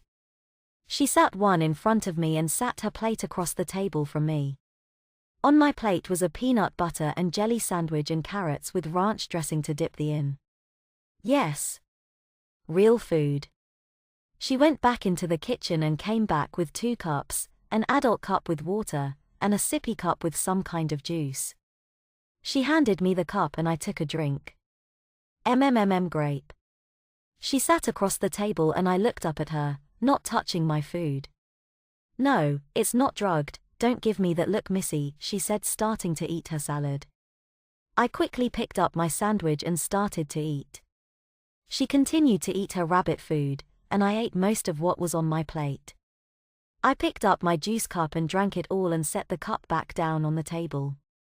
All right, it's time for a change. Then I think you're gonna lay down for an hour or so, because I'm gonna lay down. Neither of us had the best sleep last night.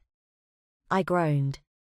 See, acting like a tired little girl proves to me you need to take a nap.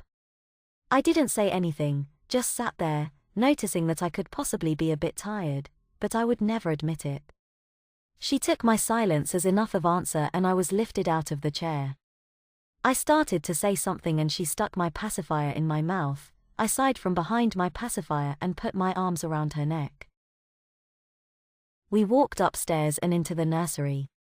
She laid me on the changing pad and quickly changed me, making sure to apply some fresh rash cream. I stood up and she pulled my pants up and fastened them. I stood there, still not wanting to go lay down. She lifted me and took me over to the crib and plopped me down. I'll come get you in an hour, try and get some sleep, little girl or not, you're always crabby when you don't get enough sleep, she said, handing me a bottle of water and putting the side of the crib up. I lay down and just looked at her. She covered me up, patted me on the head and walked out of the room. I reached over for my phone on the table. You better not touch that cell phone either, she yelled from down the hallway. Dang it, how does she know? Dang teachers with eyes everywhere. I sat the phone back down after glancing at the time. 12:43. I'm gonna be here till 2 and I'm gonna go crazy. After staring at the wall for a few minutes I started to drift off to sleep. I spit out the pacifier and put the bottle nipple in my mouth and gently sucked out some of the water. As I did this I slowly drifted off to sleep. I woke up with a start, there was something cold on my face. I sat up and looked at my pillow, and sure enough the bottle had slipped out of my mouth and cold water had dripped on my pillow. I looked around the room to make sure Ms. Mommy was nowhere to be seen, and listened to make sure she wasn't walking down the hallway. Okay, I think it's safe. I reached out between the bars of the crib and lightly picked up my cell phone. I hit a few buttons so it would announce the time to me. It announced that the time was 2:14, it was announced a little too loud for my liking. I quickly shut the phone and sat it back down on the table and listened to the footsteps coming down the hallway. Oh crap, the backlight, go off, go OFF. I stuck the bottle back in my mouth and tried to look like I wasn't doing anything, hoping against hope that her teacher senses wouldn't notice anything amiss. I glanced over and the screen on my phone had gone dark. I breathed a small sigh of relief. So did you enjoy your nap? Ms. Darling asked as she lowered the side of the crib. Nope, I said, crawling over to her. You didn't sleep, she asked. Nope, I said, holding my arms out. Stubborn but, she said, lifting me up, smiling. We were in the process of walking down the stairs when I decided it was as good a time as any to wet my diaper. I relaxed and my bladder released. She ruffled my hair and smiled. How does she know? You wanna go outside, the wind has died down? Yeah, I said, wiggling and trying to get down. She lightly slapped my thigh and I stopped wiggling and looked at her. I didn't want to hit you, but I didn't want to drop you either, she said. Sorry, I said, looking down. She stood by in the living room and lightly patted me on the head and went to get our coats and winter gear. She came back in and sat my boots in front of me. I stepped into my boots as she was putting her boots on. She put my coat, gloves and hat on. She started to put my scarf on, but I stepped back. I don't want to wear my scarf. Well, that's too bad, right now I'm the mommy and if I'm dressing you I tell you what you are going to wear. I sighed as she tied the stupid itchy scarf around my neck. Next she put on my coat and zipped it up. She put on her coat, hat, gloves, and she even put in a scarf. She opened the front door and I ran out, falling right on my padded butt on the ice. She laughed and walked outside a little slower than I did.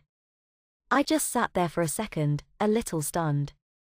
It had hurt, but not too much, just sorta stunned me a little bit. She walked over and took my hands and pulled me to my feet.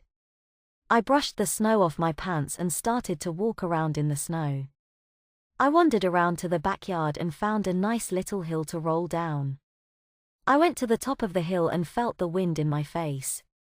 I didn't like it because it blew snow in my face and down my jacket. So I laid down in the snow and made a snow angel, then I rolled to one side and rolled down the hill. I laughed as I rolled down the hill and snow made its way into my boots and clothing. I stopped at the bottom and looked up. Mommy was standing there looking at me, laughing. She pulled me to my feet and started brushing the snow off. I started shivering, noticing that my diaper was wetter than I remember it being. I wonder if that was me, or the snow, 'cause I don't remember doing that. She took my hand and we walked back around to the front of the house and in the front door. She started to remove my coat, gloves, hat and scarf. I kicked off my boots. She took off her coat and winter clothing and took my hand. We walked into the living room. I was still shivering. She pushed my shoulder gently and I sat down in the chair behind me. I heard her walk into the kitchen and open and close the refrigerator. She came back into the room with another bottle of soy milk. I stood up and she sat down and I climbed into her lap and lay against her shoulder. She pulled the blanket from behind her and wrapped it around me. She held the bottle up to my mouth and I took it and began to drink the cool vanilla milk. She turned the TV on. The Weather Channel was predicting more snow this evening and tonight. People were being told to stay off the road, because we were still under a level 3 snow emergency. I heard the wind picking up again as I continued to nurse the bottle. Looks like I'm going to be here for a few days. I finished the bottle and turned my attention to the TV. Mommy had changed the channel to Nickelodeon. Fairly Odd Parents was on, so I was more than happy. About 45 minutes after finishing the bottle I had to pee again, so I let it go. I felt the familiar warmth, but then it felt a little too warm. Oh man, I can't stop. Oh, I think I should have changed a little girl's diaper earlier, Mommy said, standing up with me still in her arms. I blushed and felt the diaper squish as she stood with me in her arms. I buried my face in her shoulder out of embarrassment. It's okay, little girls get leaky diapers sometimes, she said, slowly rubbing my back. We walked upstairs and into the nursery and she stood me up on the changing pad. She walked over to the closet for a new diaper. My pants were wet and starting to cool. The cold fabric was starting to get very uncomfortable. She sat a new diaper beside me and gathered up the powder and rash lotion. I'll be right back, I'm gonna go change out of my wet pants, so I'll be able to take care of you better. Is that okay? She asked. I nodded and she walked out of the room. I walked over to the table where my cell phone was sitting and took the few minutes to answer some text messages. A few minutes later I heard footsteps coming back down the hallway, so I set the phone back down and walked back over to the changing pad, the cold fabric rubbing at my legs as I walked. Had to make sure I wasn't going to leak too, she said, taking my hand and putting a hand on my shoulder to make me lay down. I lay on my back and she pulled my pants off and laid them aside. She took a baby wipe and cleaned my legs where my pants had been wet. She untapped the diaper and pulled it out from under me and wiped down my still sensitive skin. The new diaper was slid under me and she reapplied rash cream and baby powder. She taped the new diaper on and pulled a pair of sweatpants out of my bag. I stood up and stepped into the pants and she pulled them up. Now it sounds like you're going to be here until tomorrow if not later, but you need to work on some of that homework, she said. I sighed and nodded and pulled my netbook and TI-84 calculator out of my bag and sat down on the floor. She left the room and returned a few minutes later with a bottle full of water and set it down beside me and went back downstairs. I started my psychology reading and finished the reading questions at the end of the chapter. Then I started work on math. Math took me about 2 hours to finish, but I got it done.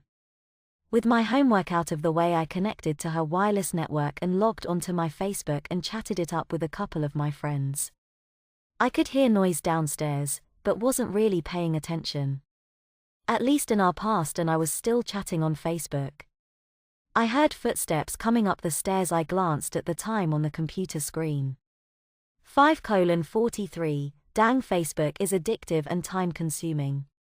Come on, time for dinner, Mommy said from the doorway. I signed out of my Facebook and walked downstairs behind her. I sat down at the table and she pushed my chair in. Sitting on the table in front of me were 3 jars of baby food, a sippy cup of water, and a spoon. I picked up the jars. Chicken and rice, peas, and sweet potatoes. No way, this is not gonna happen. I sat the jars back down and sat there. She sat down with her plate of food and looked over at me. "You're going to eat what is in front of you if you want dessert," she said. "No dessert for me then," I said. "You're not getting up until you've eaten enough of it then," she said. "I'm not eating this," I said. "Then you're going to be sitting there a while, aren't you?" she said. I sighed. We were locked into a battle of the wills that was going to last as long as I could avoid eating the nasty paste. Half an hour later I still sitting at the table, staring at the ceiling and playing with the spoon in my hand. Mommy had finished her dinner and went back into the living room to get back on her computer. I looked down in the jars, sighed and opened the sweet potatoes. They indeed tasted like sweet potatoes, but needed some brown sugar, because the flavor sucked. I finished the jar and picked up the chicken and rice. I opened this jar and smelled it. How can there be chicken in this? It's not refrigerated. And it smells nothing like chicken or rice, could be raccoon puree for all I know. I sighed very loudly and slowly ate the nasty chicken rice paste. Finally the jar of peas remained, staring at me, mocking me. I hated peas, and baby food peas could not be any better. I opened the jar and threw the lid across the room to emphasize that I was not thrilled. I heard a small laugh from the other room. This caused me to pick up another one of the lids and throw it off into space. "Break anything, and there will be some trouble, I guarantee you," Mommy said from the next room. I smelled the peas and gagged. Why? What did I do wrong? I want to find whoever had the idea of making peas into baby food and force feed it to them for the rest of their life. I heard footsteps and looked up in time to see Mommy walk into the room. She retrieved the lids I had thrown and walked over to stand in front of me. "If you don't throw anything else, you only have to eat half the jar," she said. I groaned and gave my best puppy dog eyes. "Not going to work, I was a teacher for way too long," she said. I groaned again and stuck the spoon into the snot-like substance and brought the spoon to my mouth.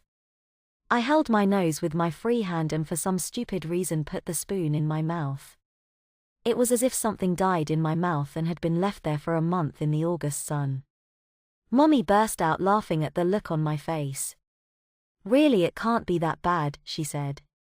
"But it is," I whined. "Please no more, Mommy," I said, trying the puppy dog eyes again. She sighed. 2 more good spoonfuls. Figuring it was the best deal I was going to get, I stuck the spoon back in and brought another spoonful to my mouth. After another gagging session and a good drink of water, I went back in for the 3rd and final time.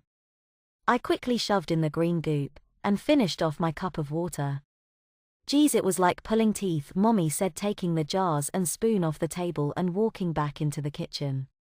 I took this as my opportunity and bolted into the living room, just in case she changed her mind. Adults do that sometimes. I stood at the window and even though it was dark I could tell the snow had stopped. I walked over to the couch, picked up the remote and turned on the TV. I found the weather channel. The snow had stopped, now the city just had to plow everybody out. "Looks like we may be going back to work and school tomorrow," Mommy said, walking in and handing me a bottle. I nodded and put the nipple in my mouth and lightly sucked to figure out what it was. Not feeling in the mood for apple juice, I saw the bottle back down and channel surfed for a while. Mommy went back to her computer work until about 9 p.m. "Well, kiddo, I think we ought to call it a night since it looks like we're going back to our normal lives tomorrow," Mommy said. "Sure, sounds good," I said.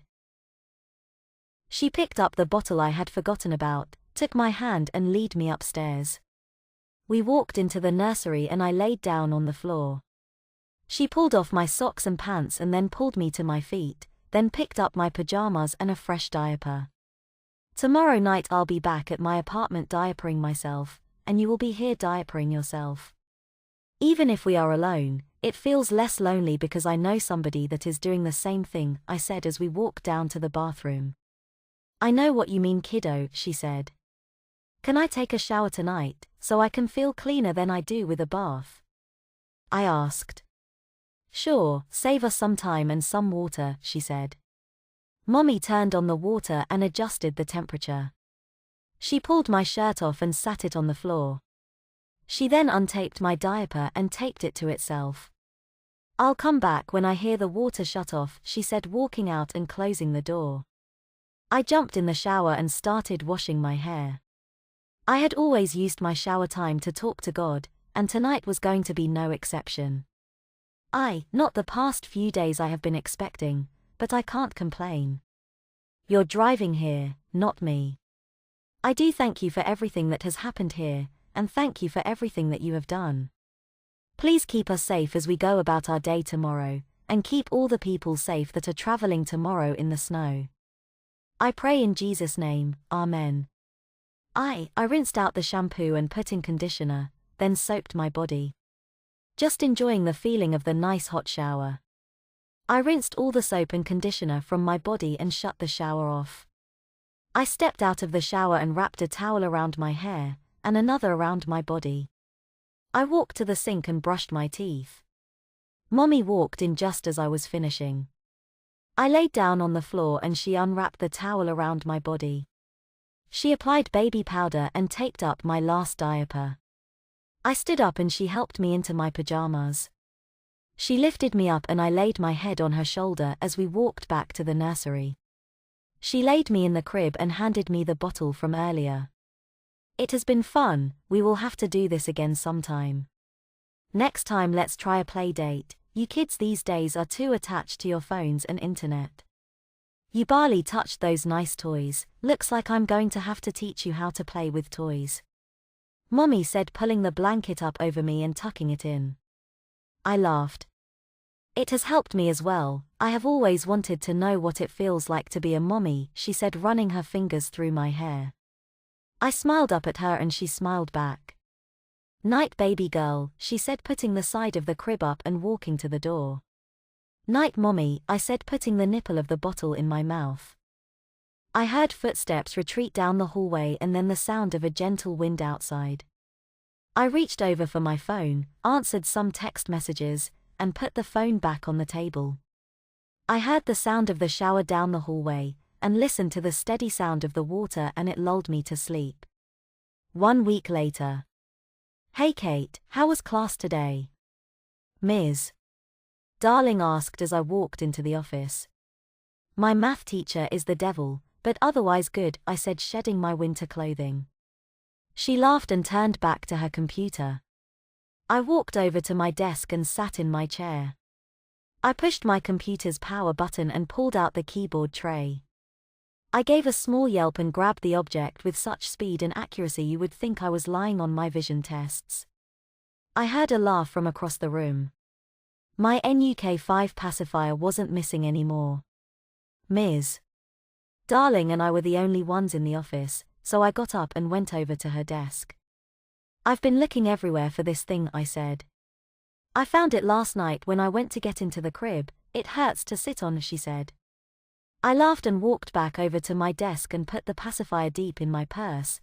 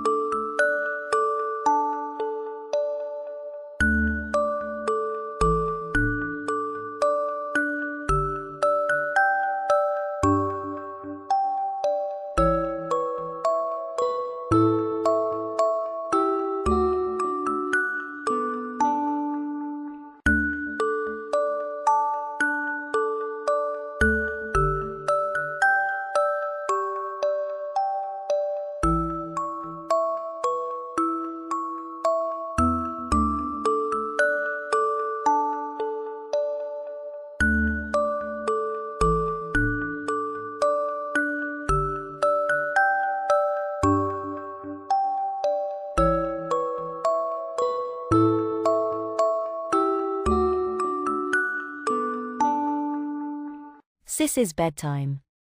Mother and I had driven up the motorway to spend the week with my cousins and aunt in Nottinghamshire.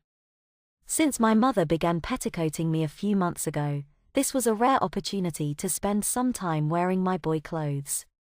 As the car pulled up outside their house, my mother reminded me to be a good boy, otherwise, I would have my bottom smacked, very hard, in front of everyone. Yes, Mother, I promised. We'd been there about 4 or 5 hours when my aunt commented on how well behaved I was being, before reminiscing about the mischief I'd caused in the past. My mother said I'd grown out of all that nastiness, and these days, I'm a good boy. But didn't offer any hints as to why.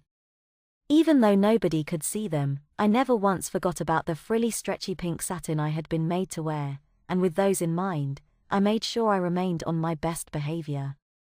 Later that evening, we sat watching TV and an upcoming film was advertised.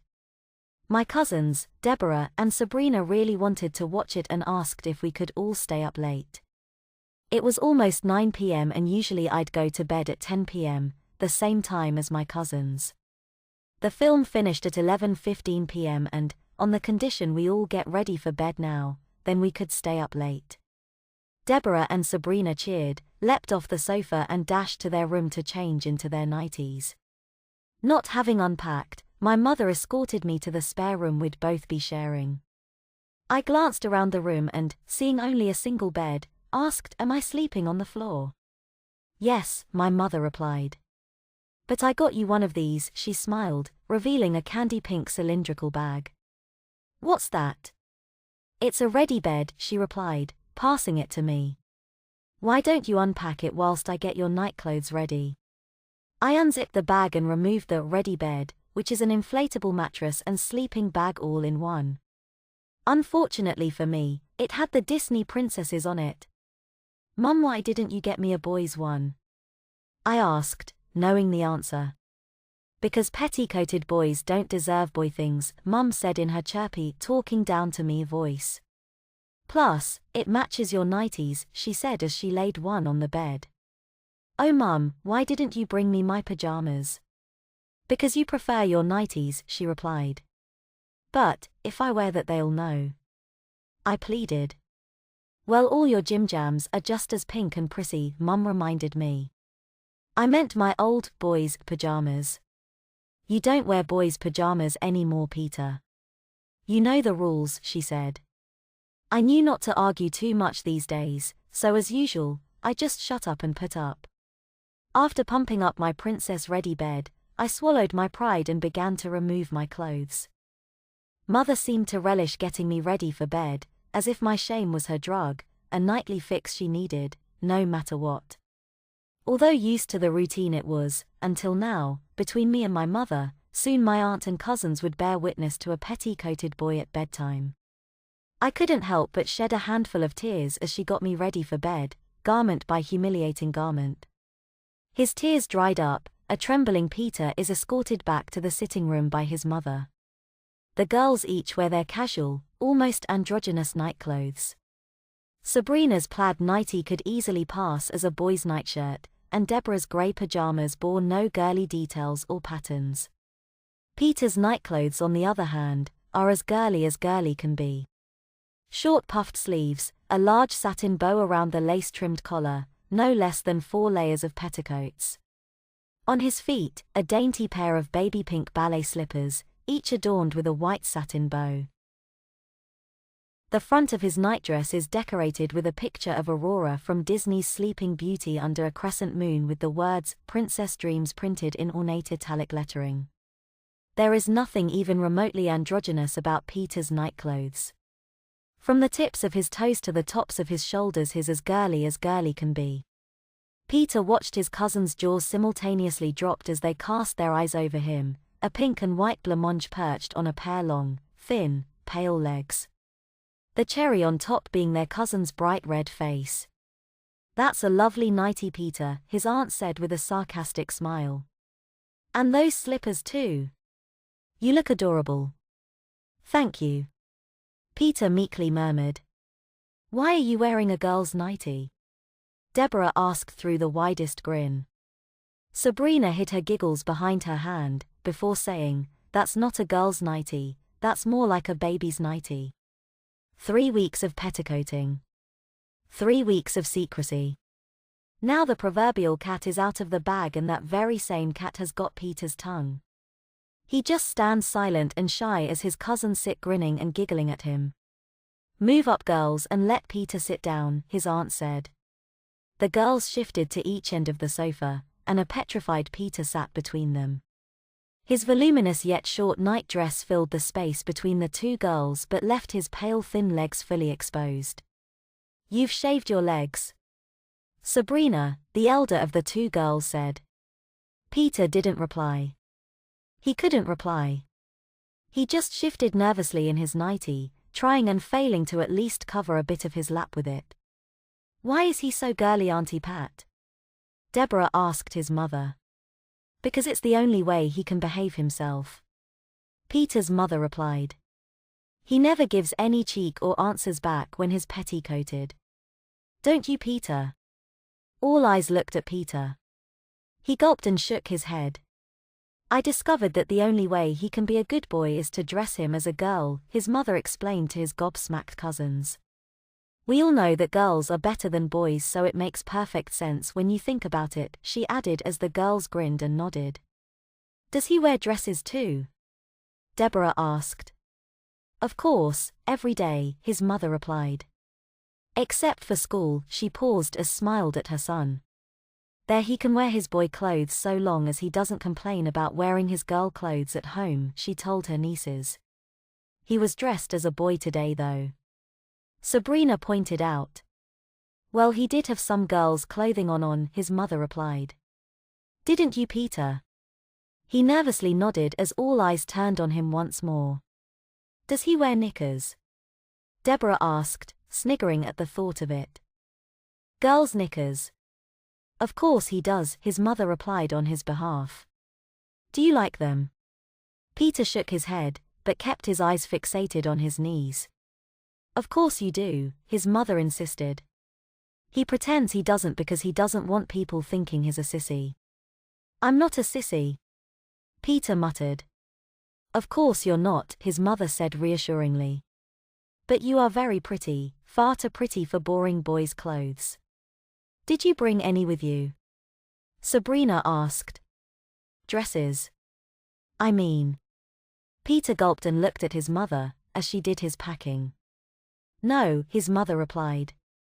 "Phew," thought Peter. "Oh, that's a shame." Sabrina sulked. "I'd like to see him wearing a dress, especially now we've seen his nightie," she grinned. "Well, I thought it would be nice to give him a few days' respite," his mother said, explaining what respite means. "He's been ever so good since his petticoating began, so he's earned a few days off." "What's petticoating?" Deborah asked. Peter's mother explained to her nieces that petticoating is simply a way of making sure naughty boys, like Peter, be on their best behavior. "And as you can see, it works wonders," she said proudly. "I wish I'd started it years ago," she added, smiling at her sister-in-law. "I wish I'd suggested it years ago," Peter's aunt added. "Ideally boys should begin petticoating before they reach puberty. 14 is a little late, but," she paused and cast a smile at her nephew. "Well, better late than never," his mother said. "He's already got a few favorites, which is nice," she added, casting a patronizing smile towards her son. "Has he?" "That's nice to hear," his aunt said, throwing the boy a similar smile. "Yes. I bought him one of those gingham school dresses and he likes wearing that," his mother told his aunt. "Only because you don't have to button me into it," Peter mumbled. "And it doesn't have any bows." "You like the color too," his mother reminded him. "What color is it?" his aunt asked. "Green." Peter gulped. "Oh, nice. I'll bet you look very sweet as a schoolgirl," his aunt replied. "Wouldn't you like to wear a girl's uniform for school?" "Would I fuck?" he silently screamed. "Not really," he murmured. "Unfortunately," his mother began, "his headmistress won't allow it in spite of my insistence that it's an infringement of the equality laws," she said. But he does wear it whilst he does his homework, don't you, dear? Peter gulped and nodded.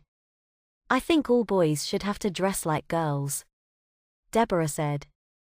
Not all boys, surely, Sabrina retorted. Not all boys need petticoating, their mother stated, casting a beady eye towards her nephew. Fortunately, the film began and Peter's petticoated state ceased to be the center of attention. His cousins drank numerous glasses of pop throughout the film. Peter, on the other hand, barely touched his drink, served in a pink spill-proof beaker. The girls couldn't help but tease him, telling him how nice his beaker is and asking which princess is won it. Prompted by his mother, he meekly replies, Cinderella. Is she your favorite? Sabrina grinned. Or is Aurora your favorite, she asked, since she's printed on his prissy pink nightdress. Peter shrugged and his mother said, I don't think he has a favorite, in fact I don't think he's seen any of the films, she added. The girls are flabbergasted at this claim. Surely everyone has seen most, if not all of the Disney princess films. We've got the box set, Deborah announced. Sabrina suggested watching some over the weekend, but Deborah said she'd rather not, since they are for kids. I know, but I think Peter might enjoy them. Sabrina grinned. I doubt it, Peter grumbled. They quietened down as the movie picked up its pace. Once the film was over and much to Peter's displeasure, his mother asked, Do you need changing before bed, Peter? Peter gulped and shook his head. Changing? Sabrina hesitantly asked. His nappy, Peter's mother replied. But he's too old for nappies, he's not a baby, are you, Peter? Deborah sniggered. No, but he is petticoated, and all petticoated boys wear a nappy for bed. Don't they, Peter? Peter sniffed and nodded. Deborah and Sabrina sniggered before shuffling off to their bedroom. All his hopes of a few days' respite from the humiliation of petticoating had been dashed.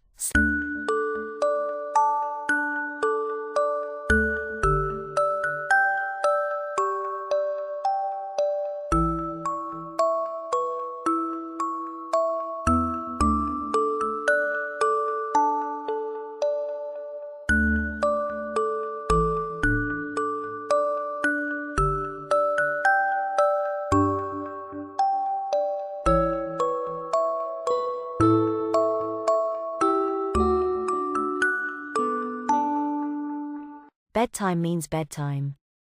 Sophia rubbed the sleep out of her eyes as she walked down the hall to the bathroom. The clock beside her bed had showed 2:37 a.m. when she woke. She relieved her bladder and washed her hands, then headed back for the warmth of her bed.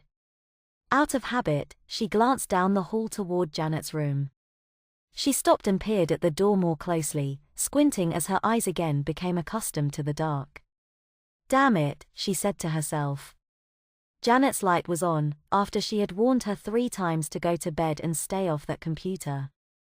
She closed her eyes and rubbed her face, arguing with herself about whether to go back to bed and forget it, which is what she really wanted to do, or to do what she had promised Janet she would do if she had to go in there again tonight. Janet had only been living with them for a month, just since their parents had been killed in a plane crash. Sophia had not expected to be thrust into motherhood quite so soon, but she had always promised her parents that she would take care of Janet if anything should happen to them.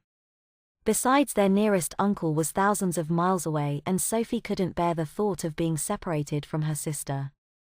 Despite their age difference, they had always been close and Sophia had always tried hard to be a good role model. So she and Delia, her partner since she had come out, had taken Janet. It had been a rough month for everyone, but Sophia and Delia had decided just last week that it was time to go over the ground rules for the house and to set some limits for their little charge. Here it was, not even a week later, and Janet had just earned herself her first spanking. Sophia stood there screwing up her courage to actually follow through with her threat. She knew she had to, because she knew Janet was just testing her to see how much she would let her get away with. She considered waking up Delia and asking for help, but decided not to. I can do this, she said to herself. Just stay calm and be firm. Don't let her get to you. After her little pep talk, she walked deliberately down the hall and opened the door without knocking. Janet looked up in surprise, her eyes widening at the sight of her older sister standing in the doorway. Sophia, I can explain, she started, her voice high and nervous. I was just. Save it, Janet, Sophia interrupted, shutting the door quietly. I have heard all your excuses twice already tonight. I have no need to hear them again. She started toward her little sister. No, Sophia, you don't understand, Janet whined. I understand, Sophia answered, that I told you to go to bed 6.5 hours ago and I have warned you 3 times to stay off this computer. She hit the power button on the Minotaur and watched the screen change from the game Janet had been playing to black. I understand, she continued, keeping her voice level and trapping Janet in her chair with her body, that you have not only violated your bedtime by an insane amount of time but have further directly disobeyed me 3 times in less than 7 hours. Well, kiddo, she said, grasping Jordan's wrist in her hand and pulling her up to a standing position, you just struck out. She moved toward the bed, but Janet wilted and dropped like a dead weight onto the floor. No, Sophia, no. I'll go to bed. I won't touch the computer again tonight. I promise, Janet said in her most reasonable voice, relying on her dramatic flair to get her out of this. You're right, Janet. You won't touch the computer again tonight. In fact, you have lost your computer for 2 weeks because of this. And yes, you will go to bed, but only after you and I take care of some business. Sophia reached down and grabbed her sister by the upper arms, picking her up easily and forcing her to the bed. She sat down, holding Janet in front of her so she could look her in the eyes. Her little sister was scared and tears had started leaking down her cheeks. You made a promise to me, Janet Ann, and you failed to keep it. I keep my promises, and what did I promise you would happen if I had to come in here again tonight? Sophia, please. I'll go to bed right now, Janet cried. What did I promise you? That you would spank me, Janet finally answered, breaking down into sobs of regret. Sophia moved Jordan to her right side and then pulled her over her lap, positioning her so her little butt was directly over her right knee so she could get good aim. She laid her left arm across Jordan's back and held her tightly against her body so she wouldn't squirm off her lap, then laid her right hand on her bottom. She felt Jordan flinch and her cheeks clenched in expectations of a spank. Please, Sophia, please. I'm sorry. I promise I'll be good. Just please don't spank me, Janet managed through her sobs. Sophia took a deep breath and closed her eyes for a moment to focus. This would be the first time that she had spanked Janet and she knew she had to do it right. She opened her eyes again and lifted her hand high before bringing it down with a big smack. Smar. Ow, Jordan yelled. No, please, no. I'll be good, I promise. Wah. Ah. No more, pless. Sophia ignored Jordan's pleas and settled into a steady rhythm of 3 spanks, 1 on each cheek, then doubly hard right in the middle. The 3rd smack always got a yell and more promises of being good. After about a minute, she stopped and rested her hand on Jordan's bottom. Janet Ann, she said after her sister's crying had died down some. Why are you being punished? Because I was naughty, came the anguished reply. Yes, you were a very naughty little girl. What did you do that was naughty? I didn't go to bed on time and, sniffle, then I played, sniffle, on the computer when you, sniffle, you told me not to. Wah, I'm sorry. And how many times did I have to ask you to go to bed and how many times did you disobey me? 3, Janet said miserably, tears streaming down her face and her nose running. Her bottom felt like a bunch of red ants were crawling all over it, but when she had reached back to rub it, her hand had been caught and was now folded into the small of her back. She was trapped over her sister's lap and Sophia showed no signs of being ready to stop. 3 times I asked you, Miss Janet, and 3 times you disobeyed me. I want you to think about that every time you sit for a while. Sophia's hand went to work with renewed vigor, anxious to get it over with as much as Janet was. She worked methodically, making a circle with 3 smacks on each cheek, starting at the upper right and working clockwise to the upper left. Janet yelled and cried and carried on, kicking and squirming, but Sophia held fast and continued to spank. She finally felt Janet go limp and her wails turned to deep sobs. She stopped spanking and rubbed Jordan's back while she cried, then gently lifted her up and laid her down on the bed. Sophia gently pulled the covers over her sniffling charge. She sat on the edge of the bed rubbing Janet's back until the crying stopped, then helped her blow her nose and wiped some of the tears off her streaked face. "It's all over, sweetie. All is forgiven," she said softly, leaning down to kiss Janet's forehead. "I love you, Janet." "I love you, too, Sophia," Janet whispered, half asleep. "Get some rest. I'll see you in the morning." Jordan nodded. Sophia turned off the lamp and opened the door, looking back over her shoulder again before shutting it. She padded down the hall to her bedroom and quietly slipped into bed. She felt her tears coming and sniffled as she wiped one away. Delia rolled over and put her arm around Sophia's waist. "You did the right thing, honey," she whispered into the darkness.